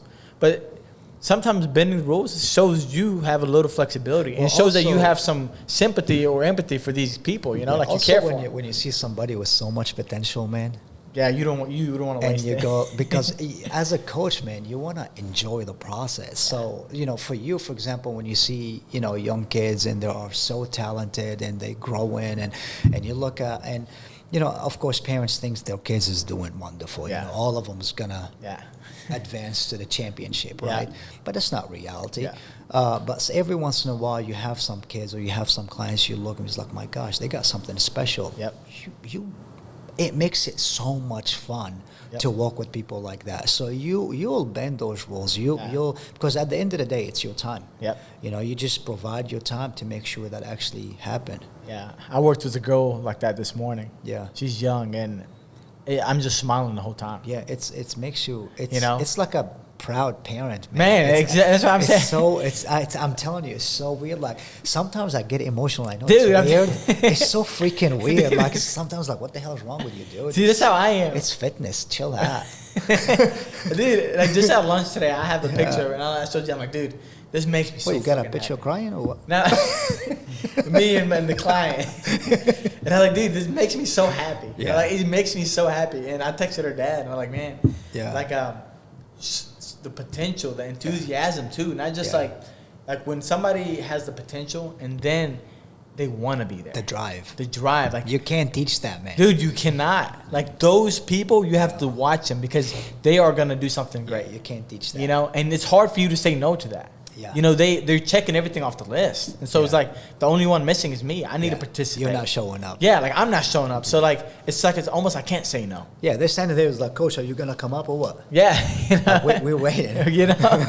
and so that makes a big difference. You Yeah. know, and so it's crazy, man. But those are the people that make you want to keep going. But man, like putting in the time is what gives you that freedom. Yeah. The time, the reputation, the standard you have, and then the good thing about once you put the time in and you build your business up, Yeah. then not in a snobby way, in the most humbling way is I can say yes or no 100%. whenever I want. You And know, that's completely fine. It's not arrogance by no means. Yeah. But here's the thing, though. Not everybody has the same story like mine or yours. Mm-hmm. So if I was single and I don't have any kids, I would work a lot more. you're getting to the right topic now. I mean, it just you're definitely. Why would you not? Exactly. What else do you have? I'm there with you 100%. But that's not my priority. Yeah. I've been there. Yeah. I've worked a 12 and 13 and 14 hour Yeah. shift. I've worked 2-3 jobs. Yeah. That's not my priority today. Mm-hmm. My priority, man, 3 kids later. And I don't know, I mean, I think you know a little bit, but we won't get into it in details, but there are certain things happen in your lifetime, especially with Zen having cancer and stuff, that it changes yeah. everything. And you go like, what the hell am I doing all this for? This is the precious thing right here. Yeah. Time with my son, time with my 100%, family. This is man. more than money can't pay for that. Because you look back, man, and you realize how much did I miss on my girls. Mm-hmm. Not that I probably showed up to every single ballet lesson and every single recital and stuff like that. But still, You could have done more. I could have done more. If you didn't work as much. I mean, now I'm looking at what I do with Zane, for example. I'm with Zane 24/7. Yeah. I drop him off at school. I pick him up from school. That's my buddy. Yeah. We do everything together. Sometimes my humor is different because of him. Like I don't even know if he's a 9 years old. I think he's a 40 years old and a 9-year-old body. So that, because sometimes it's like, is it me or is it him? But I really think so. And it just, man, all day long with him. I mean, even at home, we're sitting down watching stuff and, funny YouTube videos together, and just, he's my best friend. Yeah. Sometimes it kind of, not necessarily take anything for granted, but I look back and it's like, man, I wish I did this with the girls. Mm-hmm. And by no means they never felt my presence, but I do more now because I realize that's the most important thing. Yeah. But at the same time, I wouldn't have been able to do this today if I didn't put the time before. Yeah. So it's catch 2020. Exactly. And you had a point of realization, but look what you can do whatever you want with him now. Yeah. You can do almost whatever you 100%. want. From what I see, and it makes me happy, like seeing that. Like I love seeing. I'm not a parent yet, God willing, one day, but I love seeing your interaction with Zane. Yeah. I love seeing it because when I have kids, I want to be friends with Yeah. my kids. I'm a parent.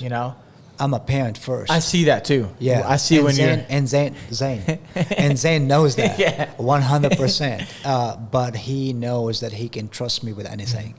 And that's what I see your Yeah. interaction. You know, Yeah. I see you parent him, but I can see you the cool guys. Yeah. You know, he's cool with you. It's not just Yeah. like, hey, dad. He's comfortable. He's comfortable. That's Yeah, it. You know, he's comfortable. And so your job is giving you that. Yeah. Your business has given you that opportunity, and that's the beauty of Dude, business. you're a different human being. I'm so much a better human being when you do things that makes you happy. Mhm.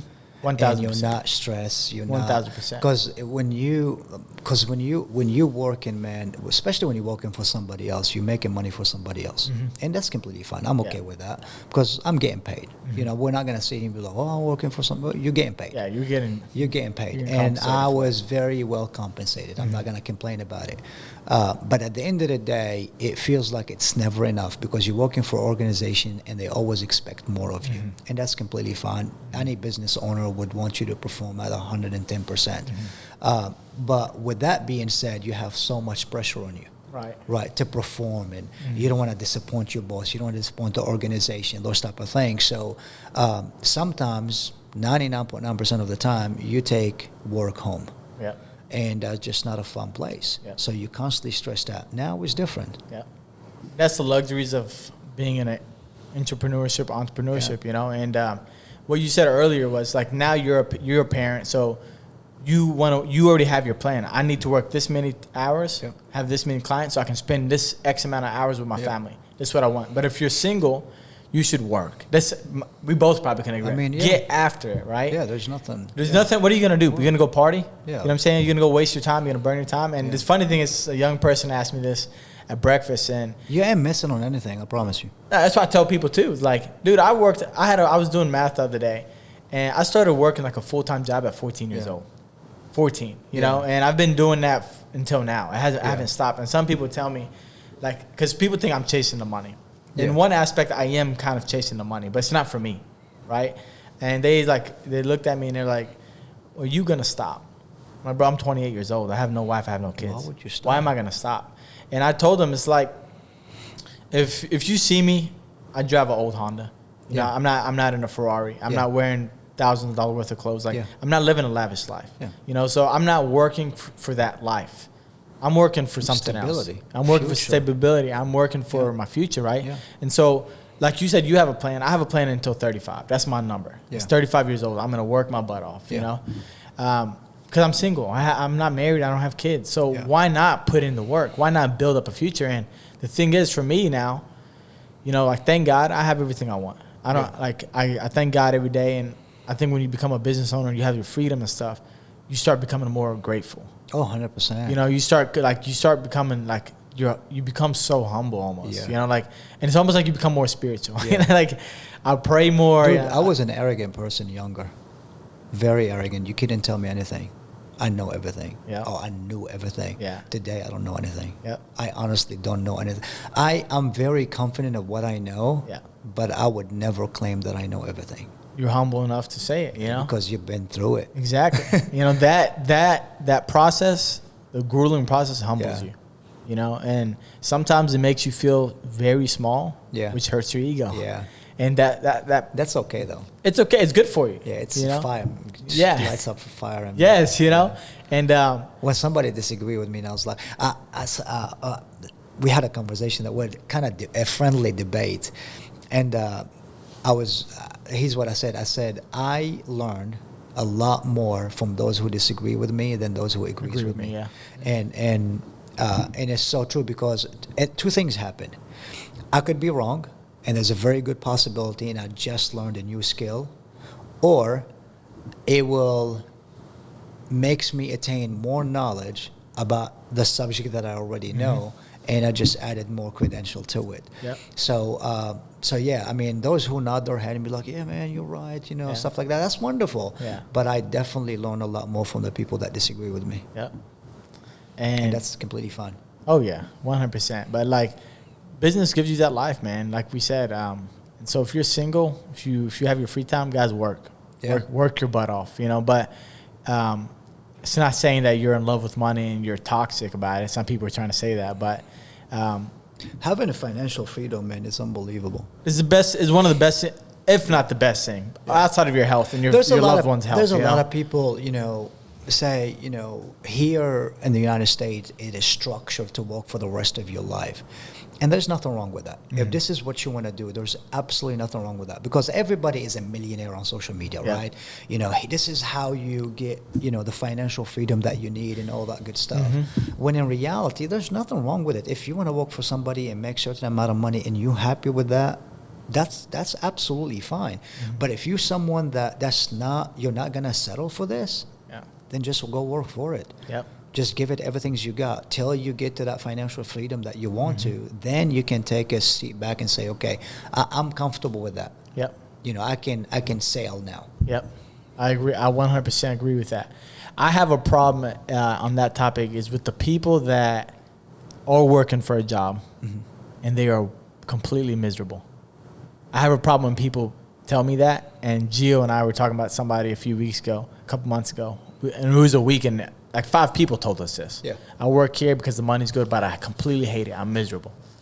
And so when I hear that, and this is where I'm going to lead to next, is I'm like, man, make the jump. Just go for it, you know? But I was able to make the jump. I was alone. I didn't have to worry about a wife and kids. See, I've been in that position. You know, and that's what I'm saying. My question to you is, how did you make the jump? How did you rewire your thinking process? Because nothing is guaranteed. So I'll give you a quick background. So I came to the U.S. in 97. I was 19, 20. And the plan was to go back to school. See, I already had graduated with a degree. It's like a jewelry design thing where like I'm not sure if it's a degree, to be honest with you, but it's kind of like a certification where you work with jewelries and crafting and those type of things. And you actually there's a school for it, actually, to be honest with you. Wow. I didn't know this. So basically you can get a scholarship by like large diamond companies and, you know, and go further with it or stuff like that. But I came here and I knew it wasn't something I'm going to continue. It's kind of like, because there's an expectation at a certain age, you have to go to school, you have to go to college, those type of things. And I hated school, man. I absolutely hated school. I think by the grace of my parents, my dad mostly, I probably wouldn't have finished high school. So I kind of did what I was supposed to do just to kind of please my parents. And so in 97, I decided there's nothing back home. The economy was on the verge of collapsing financially and politically, and everything's around it. There was never a stability per se. So I knew I had to leave. I knew I have to find a future somewhere else. So I decided to come here in 97. And when I came here, I started working for a large organization, ExxonMobil. And there was a great opportunity. Started from the bottom and made my way up, and one thing's led to another, and you meet the right people and stuff like that. And I got into the interrogation program through the private segment and stuff like that. So at Exxon? Well, through different organizations, yes. And then I ventured out, worked a little bit for the public segment, and then went back into the private segment, stuff like that.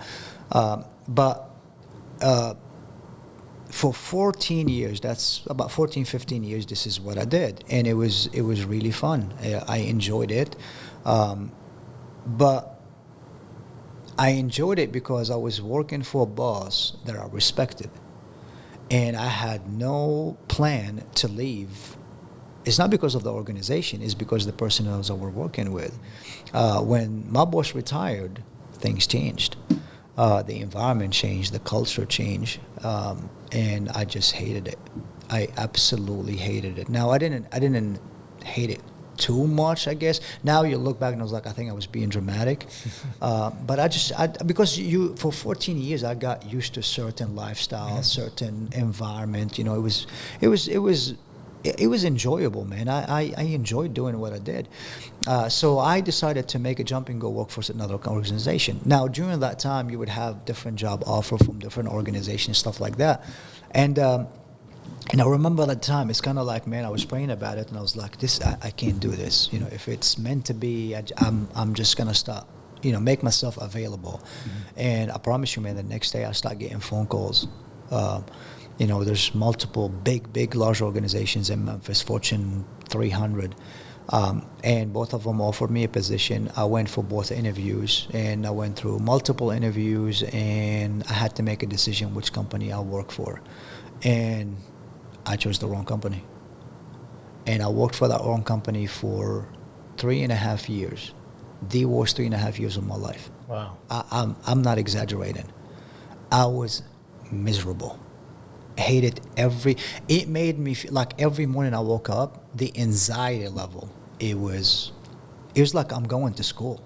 Was it the environment, the workload, or Everything. People? Everything. Just some culmination of it? Everything. Absolutely everything. The environment, the organization, the culture, everything. Everything. The people, everything. The demographics of it, everything. There was nothing good was about it. Everything they told me in the interview was a lie. Everything. They sold me something, and when I started, it was and I knew that the first 4 weeks. Literally, I was like, man, I remember got home because I was traveling a lot the first couple of weeks, and finally I made home, and Taylor asked me, she was like, well, how is your onboarding process going? And I was eating. I said, I think I made the biggest mistake of my life. Wow. And she was like, are you serious? I said, yeah. I said, I misread him. I interviewed with like 7, 8, 9 people. It was round table interviews and, SVPs and executive and stuff like that. And I believed it. I bought it. And I'm an interrogator.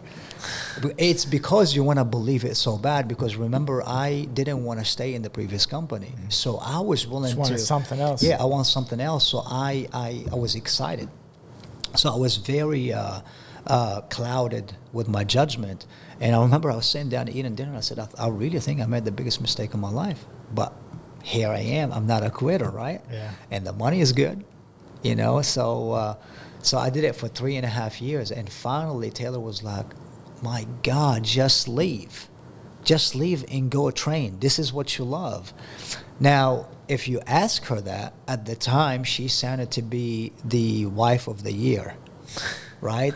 She's supportive. She is pushing me to do what I love. But she was scared as hell. Yeah. But she didn't want to tell me that because she knew that will break my heart. Yeah. That will crush my dream. I've always had a love for fitness. And I love helping people when it comes to stuff like that. So, and I'll be honest with you, promise you, if it wasn't for her, I wouldn't have taken that leap of faith. Really? Because I was making money. Yeah. Money pays the bills. Yeah.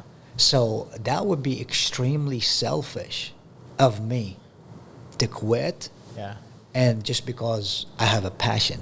Yeah. I think it's hard for a man too, because we believe, this is most men, I don't want to get political. Old school men, I would say, Yeah. right? It's your duty to pay. I 100% agree. Even if your wife covers. From my perspective. Yeah. 100%. Even if your wife has a job, doesn't matter. Yeah. It's your duty, no matter what. So you have to, sometimes you have to overlook your passion. Yeah. For the money. Yeah. And I'm not in that position. Well, your yet. passion don't pay your bills. Exactly. And so I can see where you were between a hard place and a rock, Yeah, it's kind of like you're waiting for your parents to say, go do it. You got this. And literally, man, when she said that, and I tried to talk her out of it. I was like, you sure? There's a possibility I might not be making money. How much trainers make? I don't know, $20,000 a year, $30,000 a year. How much trainers gonna make? Yeah. I'm giving up 6-figure. Yeah. For it won't pay the mortgage. Yeah. So but we were in a position where I was able to do that. Now, if let's say Taylor was a stay-at-home mom, I probably impossible. It's impossible. Yeah, impossible. It's a huge leap of faith. I would have to probably do it part-time if my job allowed me, because so you can't give both things 100%. You can't. So you have to figure out. So I probably wouldn't have done it. I was lucky enough to be in a position that Taylor would have a wonderful career is about to open up in front of her, and she said, just go for it. Yeah. I'll pick up this till we figure out if it's going to work or not, and then worst case scenario, you go back in your field you want to. Yeah. Yeah. I like how you said you won't be able to give both things 100%. Yeah. I was on a call with somebody last year, I believe. Multi 7 figures. Yeah. hundreds of millions of dollars. Oh my gosh. 9 figures, whatever that is, 8 figures. Yeah. 100 million, hundreds of millions of dollars. And one thing he said on this call was, there's 5 things. Let me see if I can get them. It's faith, family, finances, faith, family, finance. You remember the other 2? Is it Fitness. Fitness. 5 Fs? 5 Fs. You heard about this? No. What's the 5th one? Food. Was it financial? For me, food. Faith, family, fitness, finances. There's one more. Can't think of it. As soon as you say it, I'm going to remember it too. Freedom. Anyway, it's 5 things. Okay. And it was a test, okay? And I need Fulfillment. no, it's not it's not fulfillment. I got it in my notebook in the gym anyway. But it's 5 things, right? Yeah. And you tested on this, whatever, and you graded yourself and whatnot. But we got to the point anyway that you need to pick 3 things Out of the 5? out of the 5. Okay. Right? Once you go over the 3 things, you start lacking in something else. Oh, 100%. You know, and so faith, family, and finance. Yeah. You got to put them in priority. You got to put them in priority. Yeah. If you add fitness, now you're taking away a little bit from each of the other 100%. one. Yes. So people need to understand that. And so what you said there was like, I can't give 100% to both. You know, your job. Yeah. Then your part time of fitness. If you want to go that route. You can give 100% 50% of the time if you divide it into 2. There you go. That's basically That's it. good. Yeah. You know, but you can't give 100% to all. So what he said is pick 3 things that you want to focus on. Yeah. You know, your business, your finance, your business, your faith, your family. Yeah. You know, pick those 3 and you can give everything to those 3. Yeah. But the second you add something to your plate, you lost from something else. Yep. So that was very powerful. And what you said is very powerful there. And over time, you can develop other skills. Yes. So, for example, if you're a man of faith, right? Mm-hmm. Not a lot of people are these days, and that's completely fine. But if you're a man of faith, it becomes a second nature. Mm-hmm. Faith is my personality, is my Yes. everything, right? So I don't have to dedicate time for faith anymore. It's who I am. Yep. It's how I carry myself. It's how I treat other people. So it becomes part of your identity. The more you start developing these skills, you can move on into something else. That's exactly what he said. Yeah. That's perfect what you said. That's exactly what he said. Over time, you build skills that you can start picking up a little bit from here and there. Correct. And they become who you are. Like for me, I've always been a believer of God, and I've always tried to walk the straight path. But if you say you don't go left and right, you're a lie. Well, You know, nobody does. Nobody does. I don't care how religious you are. We're always work in progress. Exactly, you know, and building the businesses the last few years, I lost the true grip of faith. You know, Yeah. like I wouldn't say I lost it all the way, but I quit going to the mosque. I quit giving as much. But once I started getting my freedom back, it became who I am. Yeah, but you never lost that. You just didn't. I didn't put enough into it. Yes. You know, I didn't make it a priority. Yes. You know, and it's because I didn't have the skill sets to make it who I am, or I didn't give it the attention to make it who I am. Now it's who I am. You know, it's my standard. Yeah.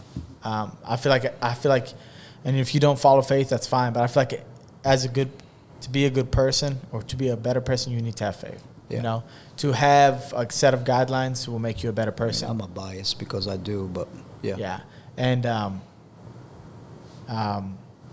the last 2 years, you know, things happened over the last few years, but the last 2 years I made that me. Yeah. You know what I'm saying? I have to participate in helping people. I have to participate in giving, and I have to participate in praying. You know? Yeah. So that's one thing is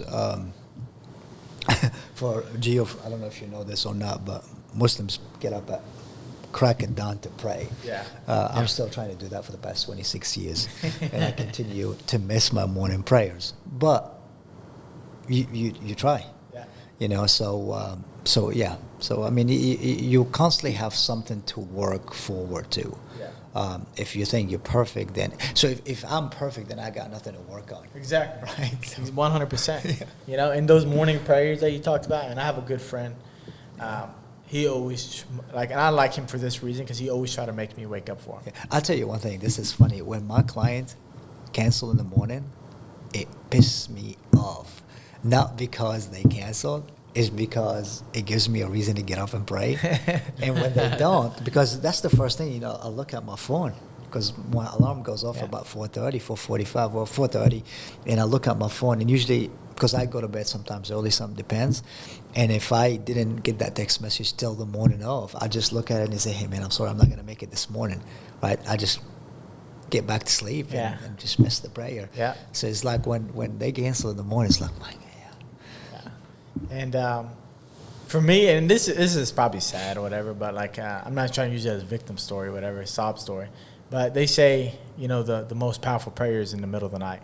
Yeah. God answers your prayers early in the night, Do you have to? Early in the night? Yeah, and early. How early? So like they say before Fajr prayer. Really? Yeah. Oh my God. And so, but obviously like Fajr prayer, if you're not gonna make the 3 a.m., that's an extra prayer, right? Yeah. But the Fajr prayer is the first one.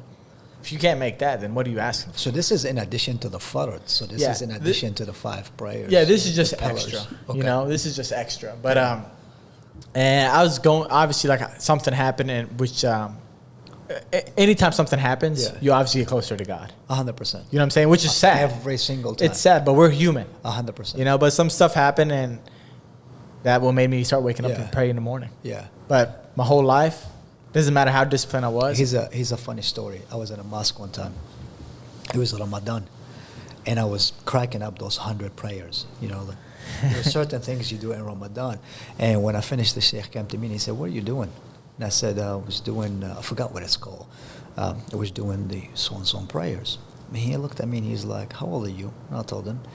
And he said, when did you start praying? I told him. He said, are you consistent? I said, well, Sheikh, I do my best. Yeah. He said, what are you doing then?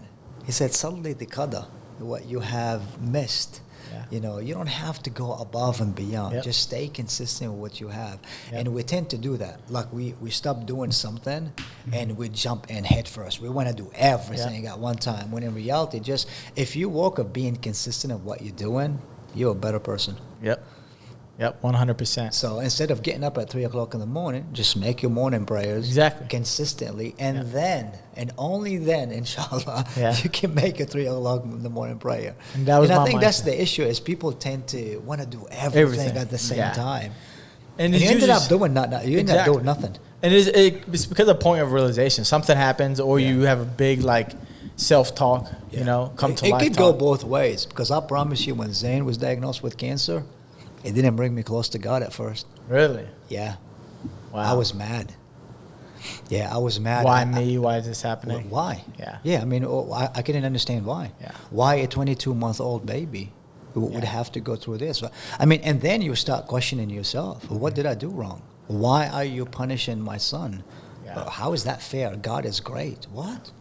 I don't want to turn it into a godly podcast, but I mean, those are the type of things that changes you, and then you realize. And it's, I remember one time, man, Zayn, we used to go under anesthesia all the time because different things was going on. And so I remember one time, it was a very important one, and we were sitting in the waiting rooms, all going pacing back and forth. It was very calmly. My aunt's in the corner reading the Quran. My mom is in the corner reading the Quran. Taylor's, crying, and it's like, and all of a sudden, everybody's getting closer to God, right? And Taylor looks at me. She's like, "How are you so calm?" I said, "I don't know. Something just came over me, and I realized then that he's gonna be just fine. It's a very hard process. We're gonna go through it." And the entire time, I've never 1 minute doubted that he's not gonna be okay. And it's hard for me to explain it. Some people might say it's a strong faith. I really don't know. Yeah. But I really knew just in my gut that everything's gonna be okay. Yeah. But that shifted though. Yeah. It went from what the heck is going on, how God Almighty and you're the greatest, and to I trusted the process. I couldn't understand why, but whatever it is, I trusted it. Yeah.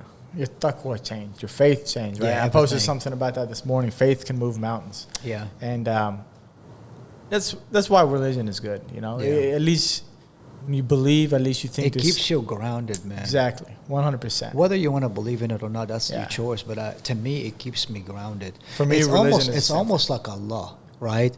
If you go in and say, people say, speed limit is stupid. If there's no speed limit, everybody will speed in and be crashing. You may not agree with it, but it's there and you're going to follow it. And religion is kind of the same thing. I really hate to say religion because I think religion is becoming a cult. I think it's, in my opinion, because, for example, I'm Muslim and I know you are. Islam is a way of living. It's not just a religion. It's a way of living. It's how you carry yourself, how you treat others, those type of things. So if I don't have that in my life, then, what are you basing it on? Yeah. I mean, I'll be transparent with you. I didn't have it in my life at one point. I wasn't the best person. Same. I'm not going to sit here and lie to my viewers and lie to you, but I wasn't the best person. In the last, and especially the last 6 months, things have happened to me. Started 2 years ago, but every time I realize, the more I get closer to religion, the better things. Because you're in a better headspace. But more doors open up. Yeah, 100%. It's unbelievable. And now I'm like, I keep asking myself, is it because I'm getting older? Is it because these things happen? It's all of it. It's probably a mix of it. Yeah. But, because you hear people talk about manifestations all the time. Yeah. And I was like, you can manifest all the hell you want to. You got to work for it. Yeah. You can't just sit down and manifest. It's like, you got to work for it. Yep. And we're going to switch this to your leap of faith. So Taylor pushed you. You had to have faith. Yeah. You went for it. I did. So how was it starting new? And I had the deep breath right now. It was humbling, man. Yeah. It was humbling because now you have eyes on you. Everybody is not necessarily analyzing you, but not judging. Judging is not the right term to use. But I was working for this large club. I was in a way competing with my peers, right? So you're being evaluated. I think that's the right term. So it's how I rank up toward my peers, how I rank up to the expectation of the organization, all those things. There's a lot of things you're doing for the first time. Every single client you have is for the first time. Every single client experience is the first time. So if you have a client that wants to lose weight, that's the first time I've personally worked with a client that wants to lose weight. If you work with a client that wants to lose weight and have underlying conditions, that's the first time. So there's always a first time to everything. And it was a very, very scary.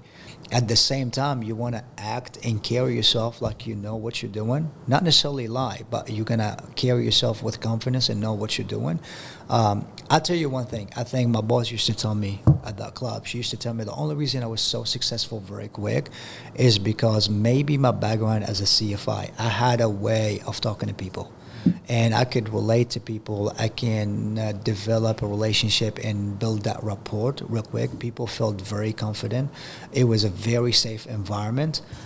People will tell you almost everything and unsolicited and solicit. I mean, it was very, it made it very comfortable for me, because if the client is comfortable with you, you become comfortable at doing the job.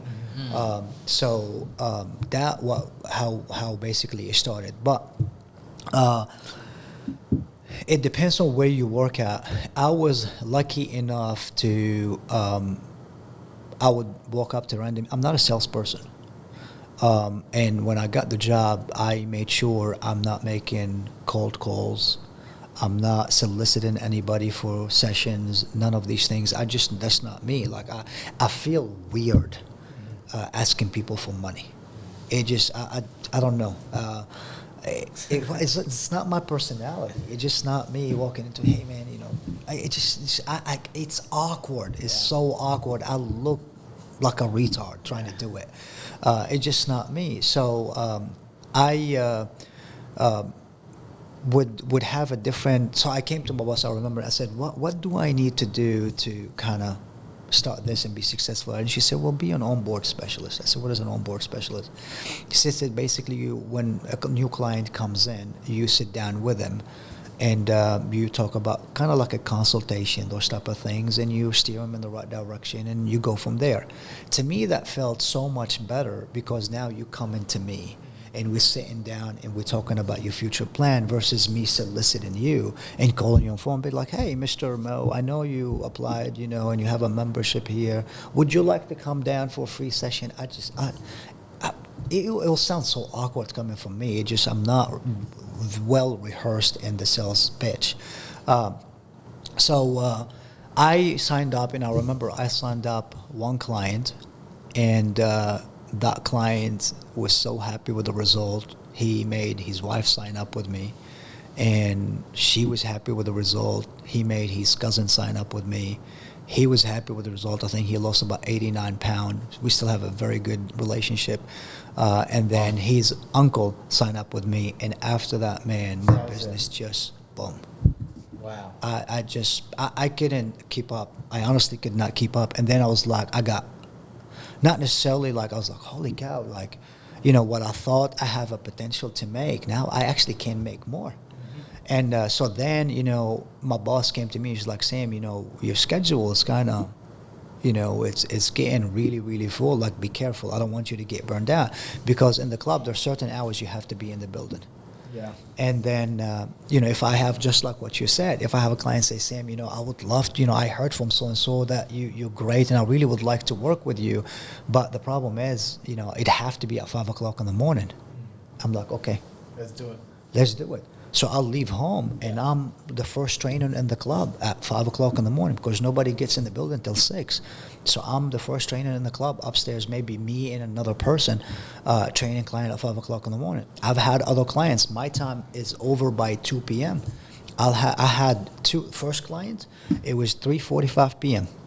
He said, I can make it to the building by 3:45 or 4. And I'm like, so I'm going to sit in the building from 6 to 2 with no client. At the time I was new, till 3 o'clock, which is I should be home, or 4 o'clock I should be home. But I was like, I can't be picky.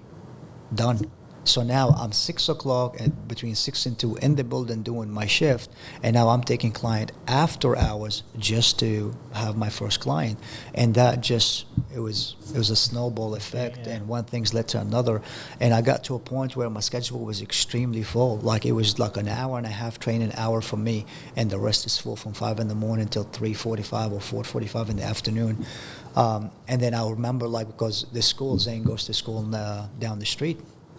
And then I'll go get Zane, drop him at the daycare, at the gym, and then I'll go back. I'll do my 3:45 session or 4:45 session, and then I'll finish. So I'm pretty much from 5 to 5 or 5 to 5:30 work day. Wow. And then I got to a point where it's like, okay, I'm happy with the money, but I still have a lot of business coming in, because people are literally asking for you.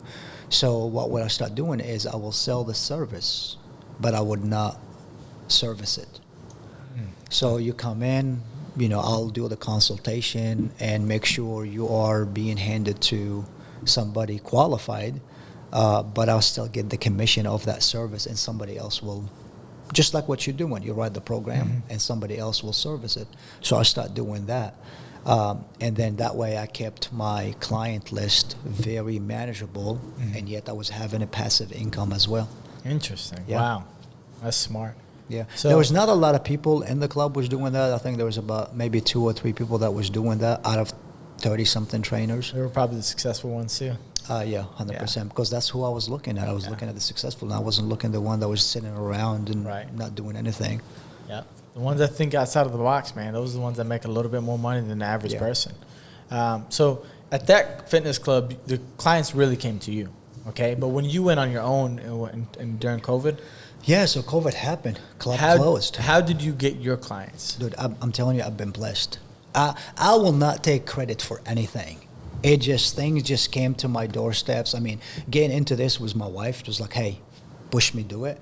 And COVID happened. I'm like, dang, because you remember when COVID happened, it was like, we're not making money. The client don't show up, I don't make money. So, and I'm like, what the hell will I want to do?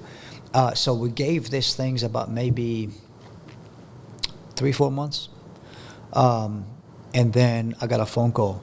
That client that wants to train at 4:45 p.m., right? And I put him in my schedule at 4:45 p.m., even though I'm not working, called me. He said, Sam, what are we doing? I said, well, they're not opening. He's like, okay, well, what are you doing? And that made me think. And he was like, so you're not training anybody? Like, would you not, like, do it at your house? And I said, I don't have anything. And then I was like, you know what? Let me call you back. Let me see what I can come up with. And he said, he was very, very serious. He said, listen, if I'll be there. I said, okay. So I hung up the phone and I started thinking about it. I was like, okay, well, I don't have room for it. I can at least start in my garage, right? But I still need equipment. So it was COVID. Everybody under the sun, those who train and those who don't train, they're buying fitness equipment. I made a lot of money. Dude, I am telling you, I could not find anything. So I called a buddy of mine. He was a welder. I said, dude, I need a favor. I need a squat rack. I need this. I need that. Can you weld it? And he said, dude, that's what I knew he was a welder. I just did not know he does fitness equipment. Yeah. And he said, there's no way I can get you this. And it has to be a couple months. He said, Sam, with COVID, this is all we're doing. And I was like, what do you mean? He said, that's what I do. He said, there's a lot of requests. I said, I'll pay double. Whatever it is, I will pay you double. And he's like, you crazy? I said, I promise you. What you name the price, I want it. It was like a Monday. I said, I want it by Saturday. Yeah. He said, give me 2 weeks. I said, there's no way I can do it in a week. He said, just give me 2 weeks and I'll do it. He did. During that time, Marketplace is an amazing place. Everything was tripled. You get shitty things. I mean, for triple the price. And I was willing to pay that because I wanted to start with something, right? A barbell here, a kettlebell here. Everything was mismatched. Yeah. Everything different colors, mismatched. I mean, it just looks like I went to a junkyard and just picked up whatever's left over, right? And that's how I started. And then I utilized every single penny my client gave me to put back into the gym, the equipment.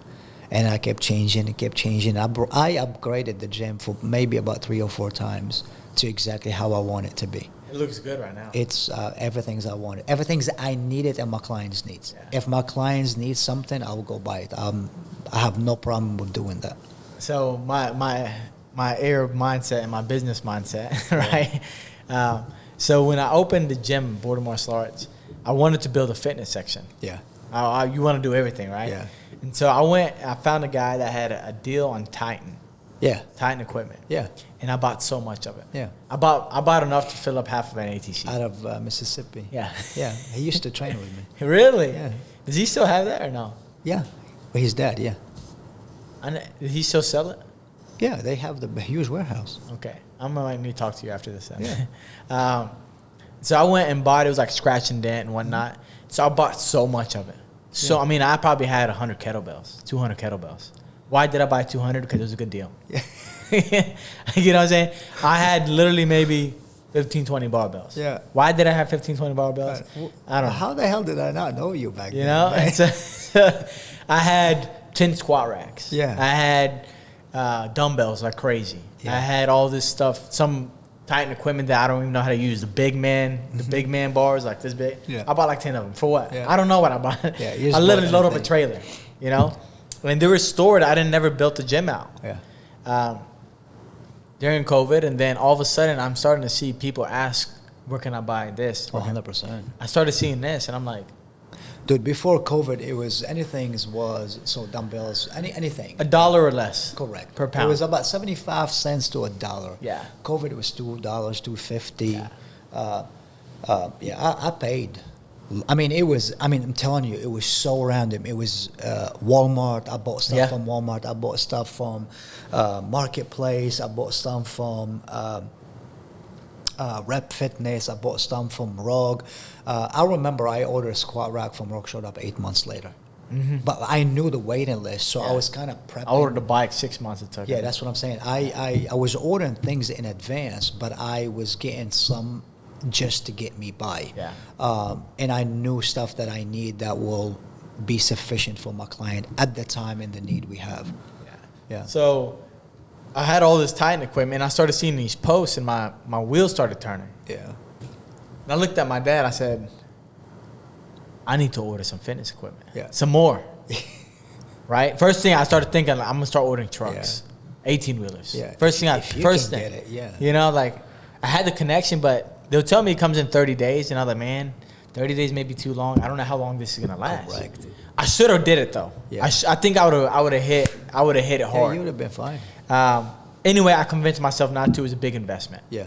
My dad like, just sell what you had. I made 5 figures. Yeah. You know, I'm gonna, just for my viewers so they can learn, right? Yeah. Off the equipment that I bought. Yeah.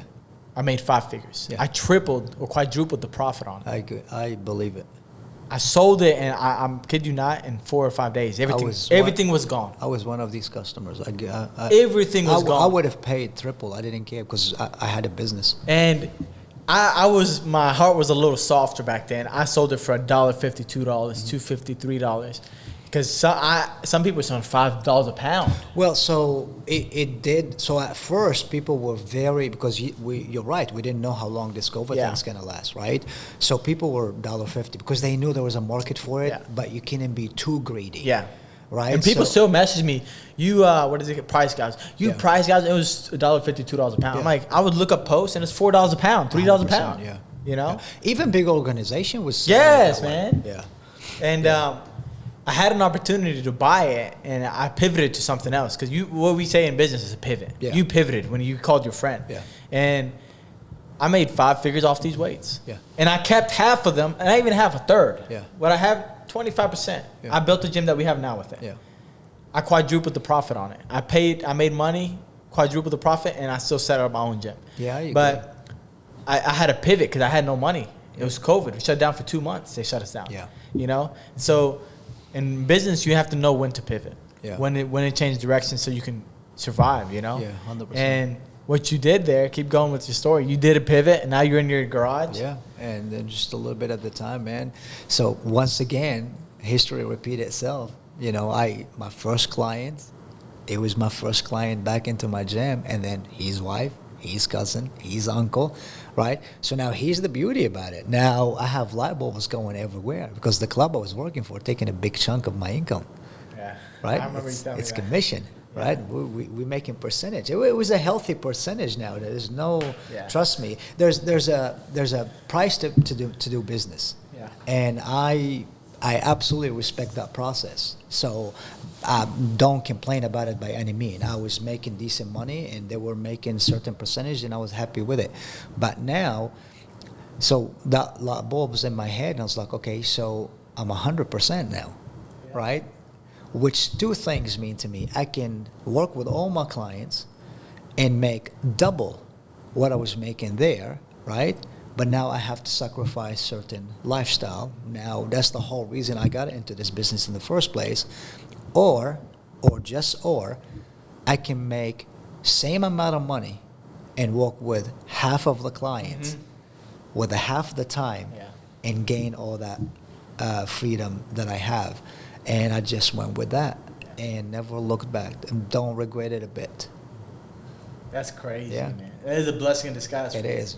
It is. Blessing in disguise. But I think, always people like think, you know, like, it's not about my entrepreneurship, is I had the right people in my life at the right time. And, you know, I've always been like, if an opportunity comes my way, I don't kind of turn it down. I'm scared of it. I don't jump head first. I kind of like 1 foot in, but once I'm in, I'm wholeheartedly in it. But I do have the right people in my life, and that's what makes the process fun. Man, having the right people, your inner circle, that's who makes you, breaks you. Yeah. You know, if you have good people around you, smart people around you, you're going to be successful. Yeah, you know? and this is when you have good relationship with people, man. It's every single conversation you have, it matters. Oh yeah, because people remember those interactions, and even if it wasn't a client, like even if I know for a fact this person is not going to be a client, but that person might know somebody that is going to be a client one day. And that's completely fine. Yeah. It doesn't have to be a transaction right doesn't. now. It's just you develop relationship and you learn so much. You learn so much from people, just different things. I mean, I've worked with people from different walk of lives, and I've learned so much about so many things, and vice versa. So again, yeah, it's just a learning experience. Yeah. And you can't go wrong with talking to people. You know, during that time, But it's hard when you're an introvert. It is super hard. Yeah. But I always try to pride this in the gym. Always talk, ask questions. Yeah. You know, nothing can go wrong. You know, like during COVID, I got into the personal protection equipment, mask and wipes and stuff. And my biggest customer came in to buy weights. And then through that, See, I gained another customer. Yeah. I'm not going to say the dollar amount. Yeah. It was a good dollar amount. Yeah. That's a big transaction because I asked him what he does. Yeah. That's it. I asked him what he does, how you do it, what do you do. I said, hey, man, I'm getting into this business. We can use you. We can use what you got. Yeah. That was it. I think for me, the minute business was, I took money out of the equation. So when I was having conversation, because you always, when you work for somebody, you always have the pressure of closing the deal, right? When you take that away and you're just talking to a human being, like a human being, just a normal conversation, there's no pressure. There's completely no pressure. I'm not thinking about money. I'm not thinking about a deal. I'm just having a normal conversation. And, man, it's amazing. It just becomes more natural. It's not because it's not awkward. Deal closes itself. Yeah. It's crazy. So we've covered a lot. I'm going to ask you a couple more business questions, and I'm going to ask you fitness questions. Okay. And then we'll wrap it up. Because I'll take it. I know you got to get back to your family. You're good. But what is the biggest thing you'll take away from your business journey? What's the biggest thing you'll take away from it? And then what is the biggest tip you'll give these guys? Oh my regarding gosh, business? that's a very good question. I think the biggest tip is before you start a business, know what you're getting yourself into. And also you got to be really, really humble because your perception about what you're trying to get into and what the reality of it may not match. In reality of it, it could be one thing. On paper, it looks amazing. But when you put your foot in the door, it's nothing what it's going to look like. And I promise you, everybody's going to be like, that's not true. That's not the reality of it. It's not that hard. It's not what you think it's going to be.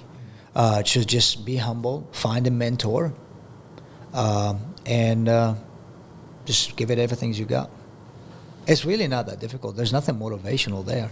You either want to do it and you don't want to do it. I always tell people, it's like people say, well, I don't want to do things. No, it's not a priority for them. Or I can't do this. No, it's just say it's not a priority for me. And that's completely fine. That's completely fine. If growing your business is not your priority, then it's okay. Yeah. Just say that. Yeah.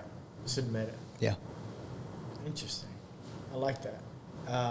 Switching to the fitness aspect, because this is, for me, like, it's a question I'm sure you get asked this day and night.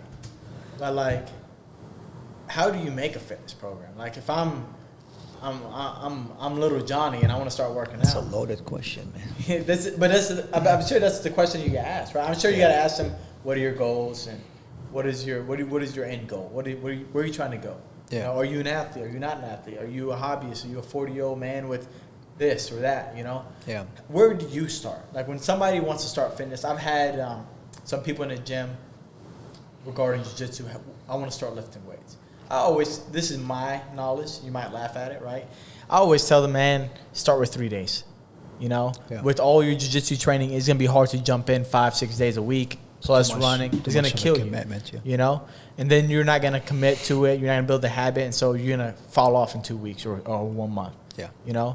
Where do you start? Like, how do you start? How do you break it down? That's a very good question. Actually, 3 days is too much, to be honest with you. Really? Yeah.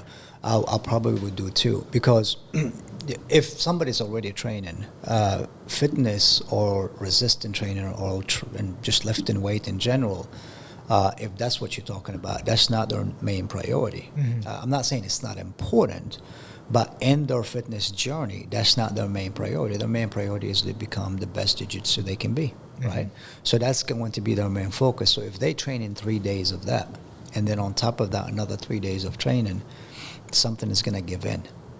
And more than likely, either they're not going to give their training 100% when they lift in weight, that session, or their sessions in jiu-jitsu is going to lag. So you got to figure out what is that lifestyle. I always tell people is, if whatever program it is, it doesn't matter who you are, how old you are, how big, small you are, how experienced you are, none of that matter at the beginning. You got to figure out a way that is going to be conducive to your lifestyle. You got to figure out that person's lifestyle, what type of job they do, how many hours, what they do for a living, all those type of things, and then trying to figure out what would be the best things that is going to be conducive and sustainable for them. Because the one things you have to look at in any program is adherence. And if they're not adhering to the program, well, what's the purpose of it, right? So I can tell you can do 4 days a week. And I know for a fact, based on your schedule and everything's going on in your life, you can only adhere to 2 days a week. More than likely, you're going to quit. So why would I make you overcommit when I know for a fact you're not going to be able to do it? So it depends on the person. 2 days to kind of get you into the door. And for the general population, for example, 3 days a week is plenty. And then you can add a 4th day, obviously, later on. But just for general population, 3 days is more than enough. Okay. So let's talk about jiu-jitsu guys, guys or girls. They always ask me, like, hey, I'm training 3 or 4 days. The competitors start training 4 or 5 days a week. Yeah. And I usually tell them 3 days. But now that you're saying 2 days, they can train 3 days if they can. If they can handle it. Yeah, absolutely. What I usually tell them is like, hey, upper body 1 day, lower body 2nd day, upper and lower body 3rd day. Sure. That's what I say. But how would you approach that? There's no perfect split. Okay. There's absolutely. I know you want me to say something clever. There's not a perfect. No, I like the split. honesty. You know what I'm saying? There's not a perfect split. The perfect split is the split that you're gonna enjoy and adhere to. And you're gonna hear me keep saying that adherence and consistency. Okay. It's whatever you enjoy. Now, ideally, I would do a full body workout 3 days a week, 3 days a week. 1 on, 1 off, 1 on, 1 off, 1 off, 2 days off, or whatever the case might be. And it doesn't have to be 3 days split. It could be 3 on, 3 off. It could be 1 on, 2 off, 1 on, whatever works for that person. So I think people are so focused on Monday to Sunday. Yeah. Because there's 7 days a week. A split could be 9 days. A split could be 10 days. A split could be 4 days. It's whatever works for you. For example, for me, it's a 9-day split. 3 on, 1 off, 3 on, 2 off. It's not Monday I do this, Tuesday I do this. For some people, Monday you do this, Tuesday, Saturday and Sunday's off. That's what works best for them. For some people, they enjoy training 1 day upper body, and next day is full lower body. That's a wonderful program as well. It's a great split. Listen, the thing is, any program executed correctly is a great program. Powerful. It's honestly, you can have, and on the flip side, you can have the best program. If it's not executed right, it's shitty. You're not going to see the result that you thought you're going to get. Wow. So it's not a black and white. You hear fitness trainers or fitness influencers or anybody in this field will use that word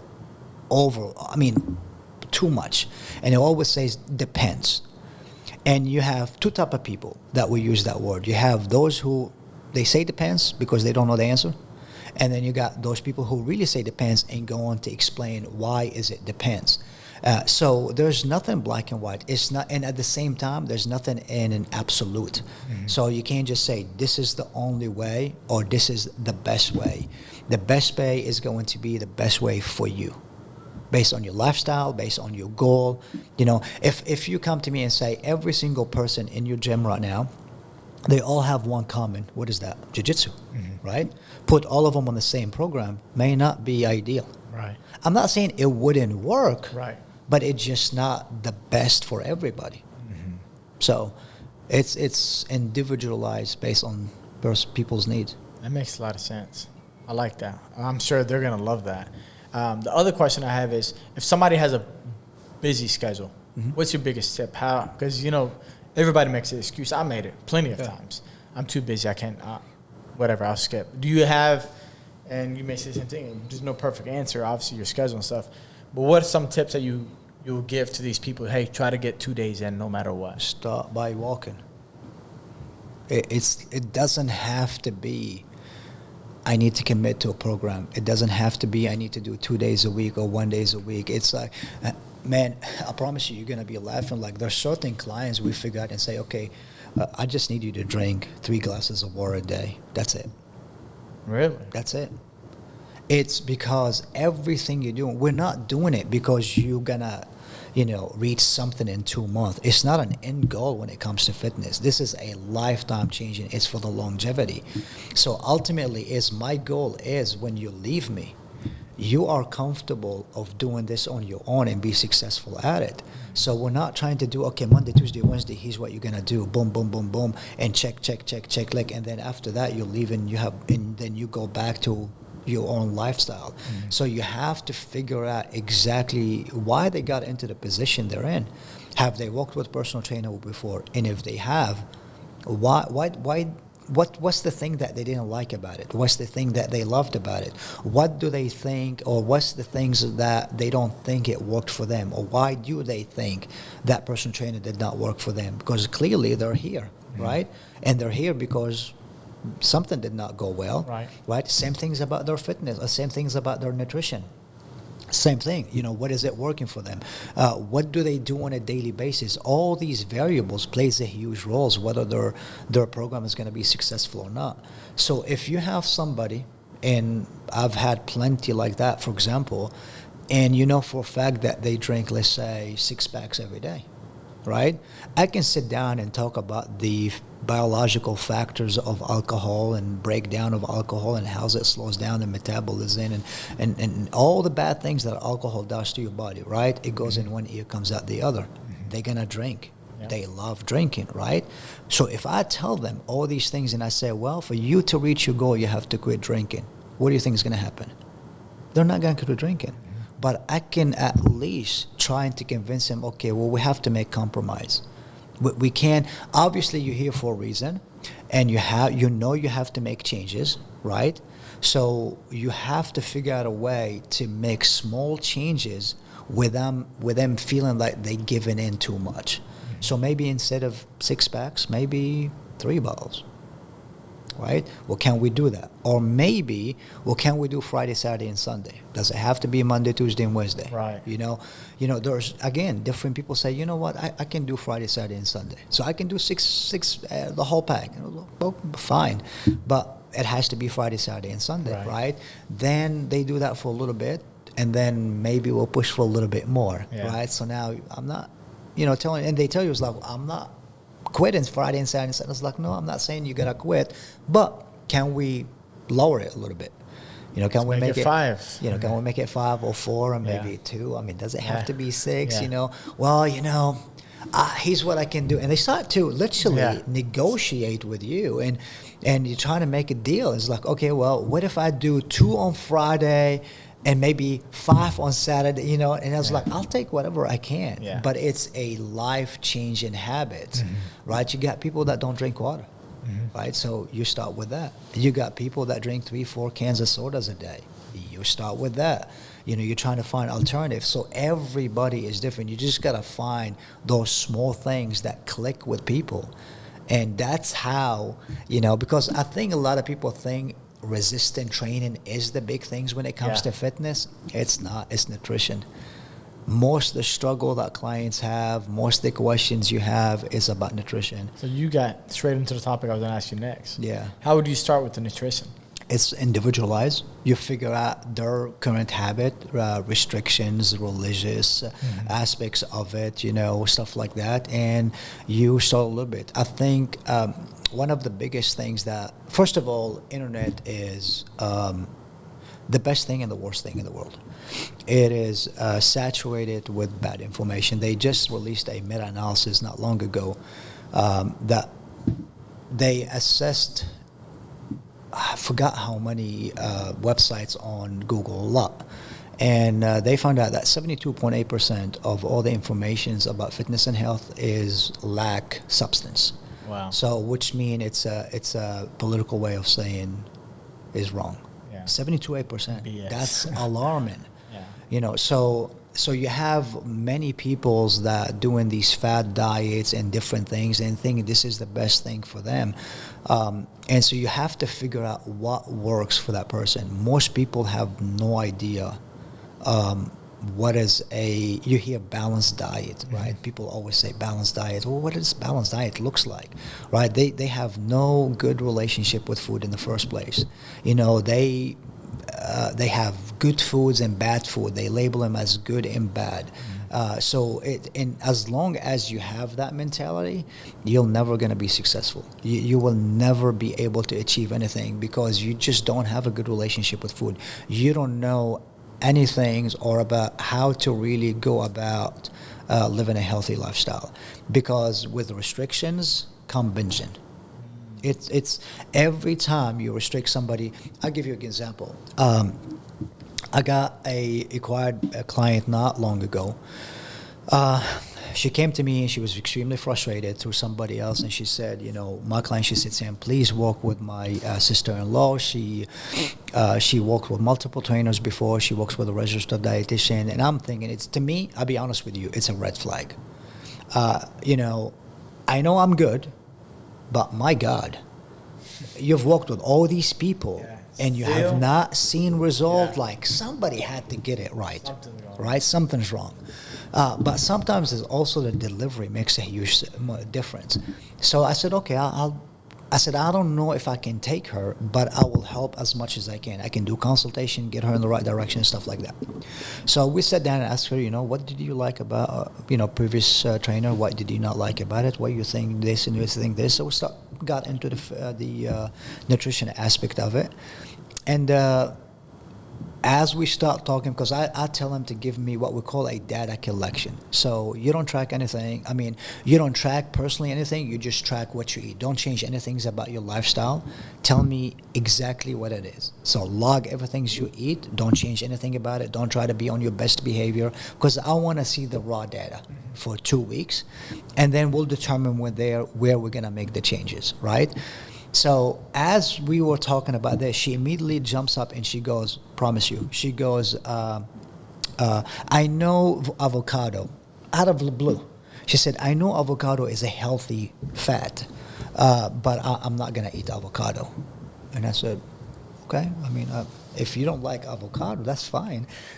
But it was very random. But then that kind of spiked in my head. It was like, well, I'm interested now. Why you don't want to? Yeah, why you don't want to eat avocado? And she said, well, I said, you don't like it? You don't like the texture? Like this? That was random. And she was like, no, it wasn't that. I've gained 8 pounds the last couple of months just from avocado. And see, I trusted my trainer. And my trainer told me avocado is a healthy fat. So I started eating avocado. And ever since I ate avocado, I've gained 8 pounds. Wow. I kid you not. And I said, okay, interesting. And she goes, and I said, so you sure it's the avocado? And she said, yes. And she said, and I said, well, what makes it so sure? So now I'm trying to gather as much information as possible.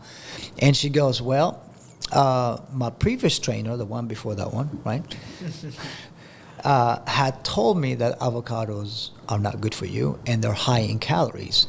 So he told me not to eat avocado because I love avocados. Right? She loves avocados. And I said, okay, so you stopped eating avocado, you lost the weight. Now the new trainer said, oh, that's bullcrap. Eat avocados, you gain the weight.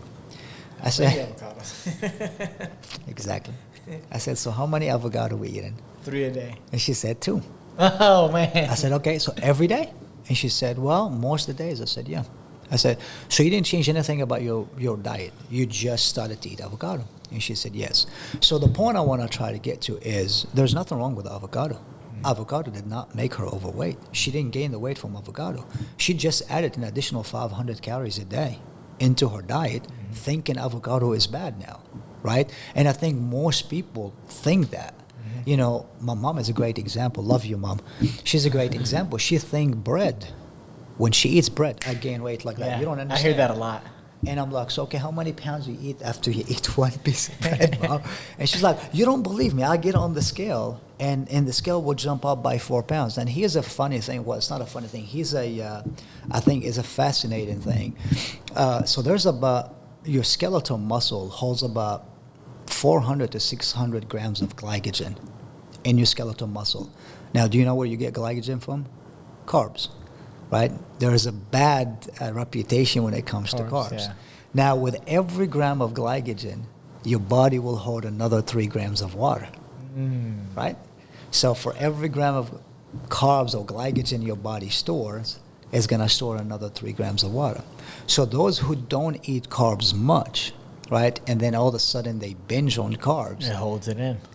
every grams of glycogen you hold or you store, your body holds another 3 grams of water. So therefore, you get that spikes on the scale. Yeah. So it doesn't necessarily mean you gain fat. Yeah. It just you gain weight, Yeah. which we don't pay a lot of attention to.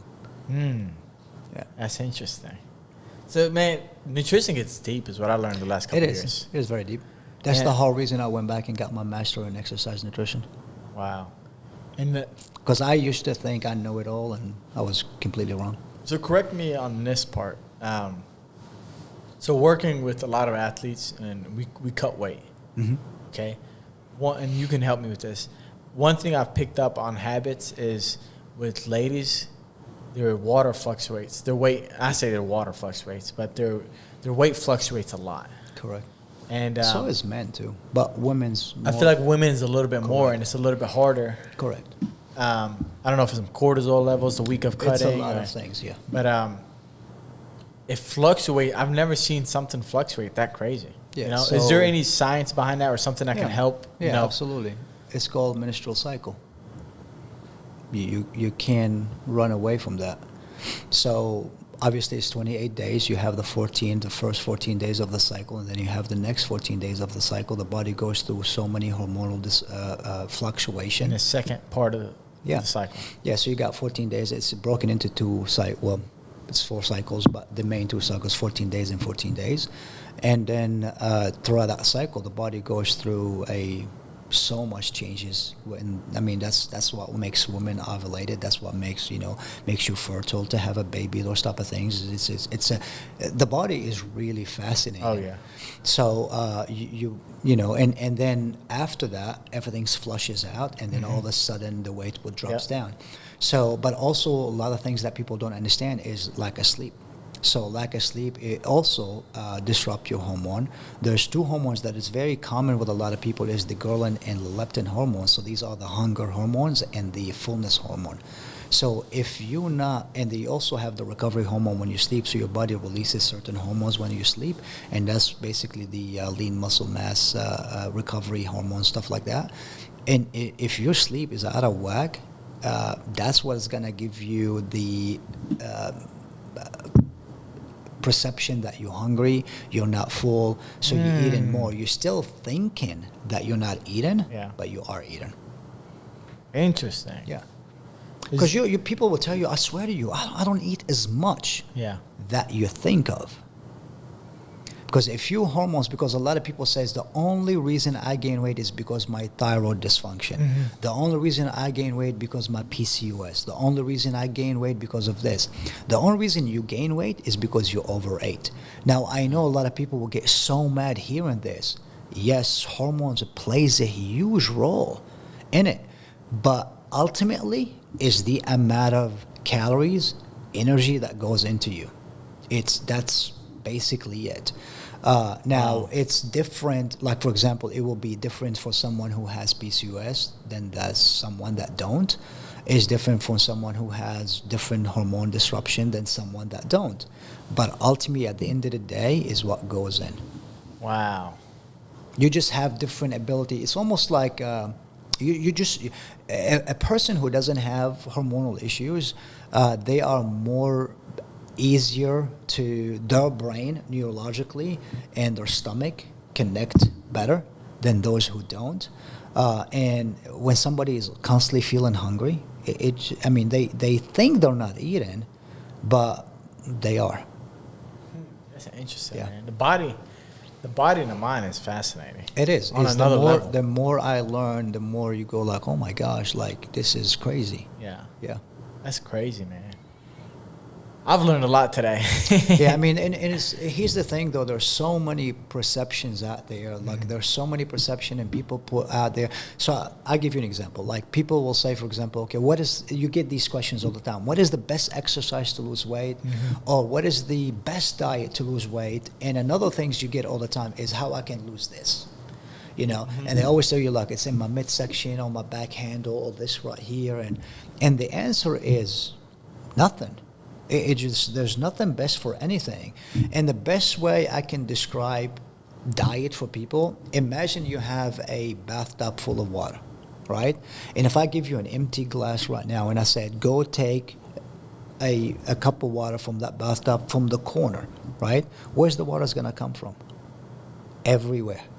And your fat percentage in your body fat is the same exact way. You can't just target certain places in your body. That has to do with genetics, DNA, you know, all that good stuff. Where the fat is going to come from is completely up to your body. You're just going to have to lose overall fat percentage till you achieve the results you want. Wow. Yeah. That's nice, man. This podcast, I knew it was gonna be good. I knew it was gonna be good. I just didn't know it was gonna be this good. So, I'm very happy with this podcast. I know we will 100% get you back on here. Thank you for coming on. Sure. Appreciate it. I'm sure we went longer than what we thought, Gio. What are we at? We're at just hit 2:30. Oh my gosh. 2.5. Man, it comes by. Yeah. Especially you started off hot right out the gate. Yeah, people's gonna listen first 15 minutes and the last 2 minutes. Now these guys been hardcore listeners. Really? Yeah, they've been hardcore listeners. So Sam, thank you. Absolutely. Appreciate Thanks for it. having me. Of course, man. I loved having you guys. If you have any questions, still send us some questions. Sam, his son trains in the gym, so he's in there twice a week right now. I'm always trying to pick his brain about something. So I appreciate you, man. Yes, sir. And guys, I hope you enjoyed this episode. I really enjoyed it. I'll be listening to it multiple times. Thank you guys for everything. Thank you guys for supporting, sharing, liking. And we'll see you on the next episode of Sharpen Your Sword Podcast. Yes, Peace sir. out.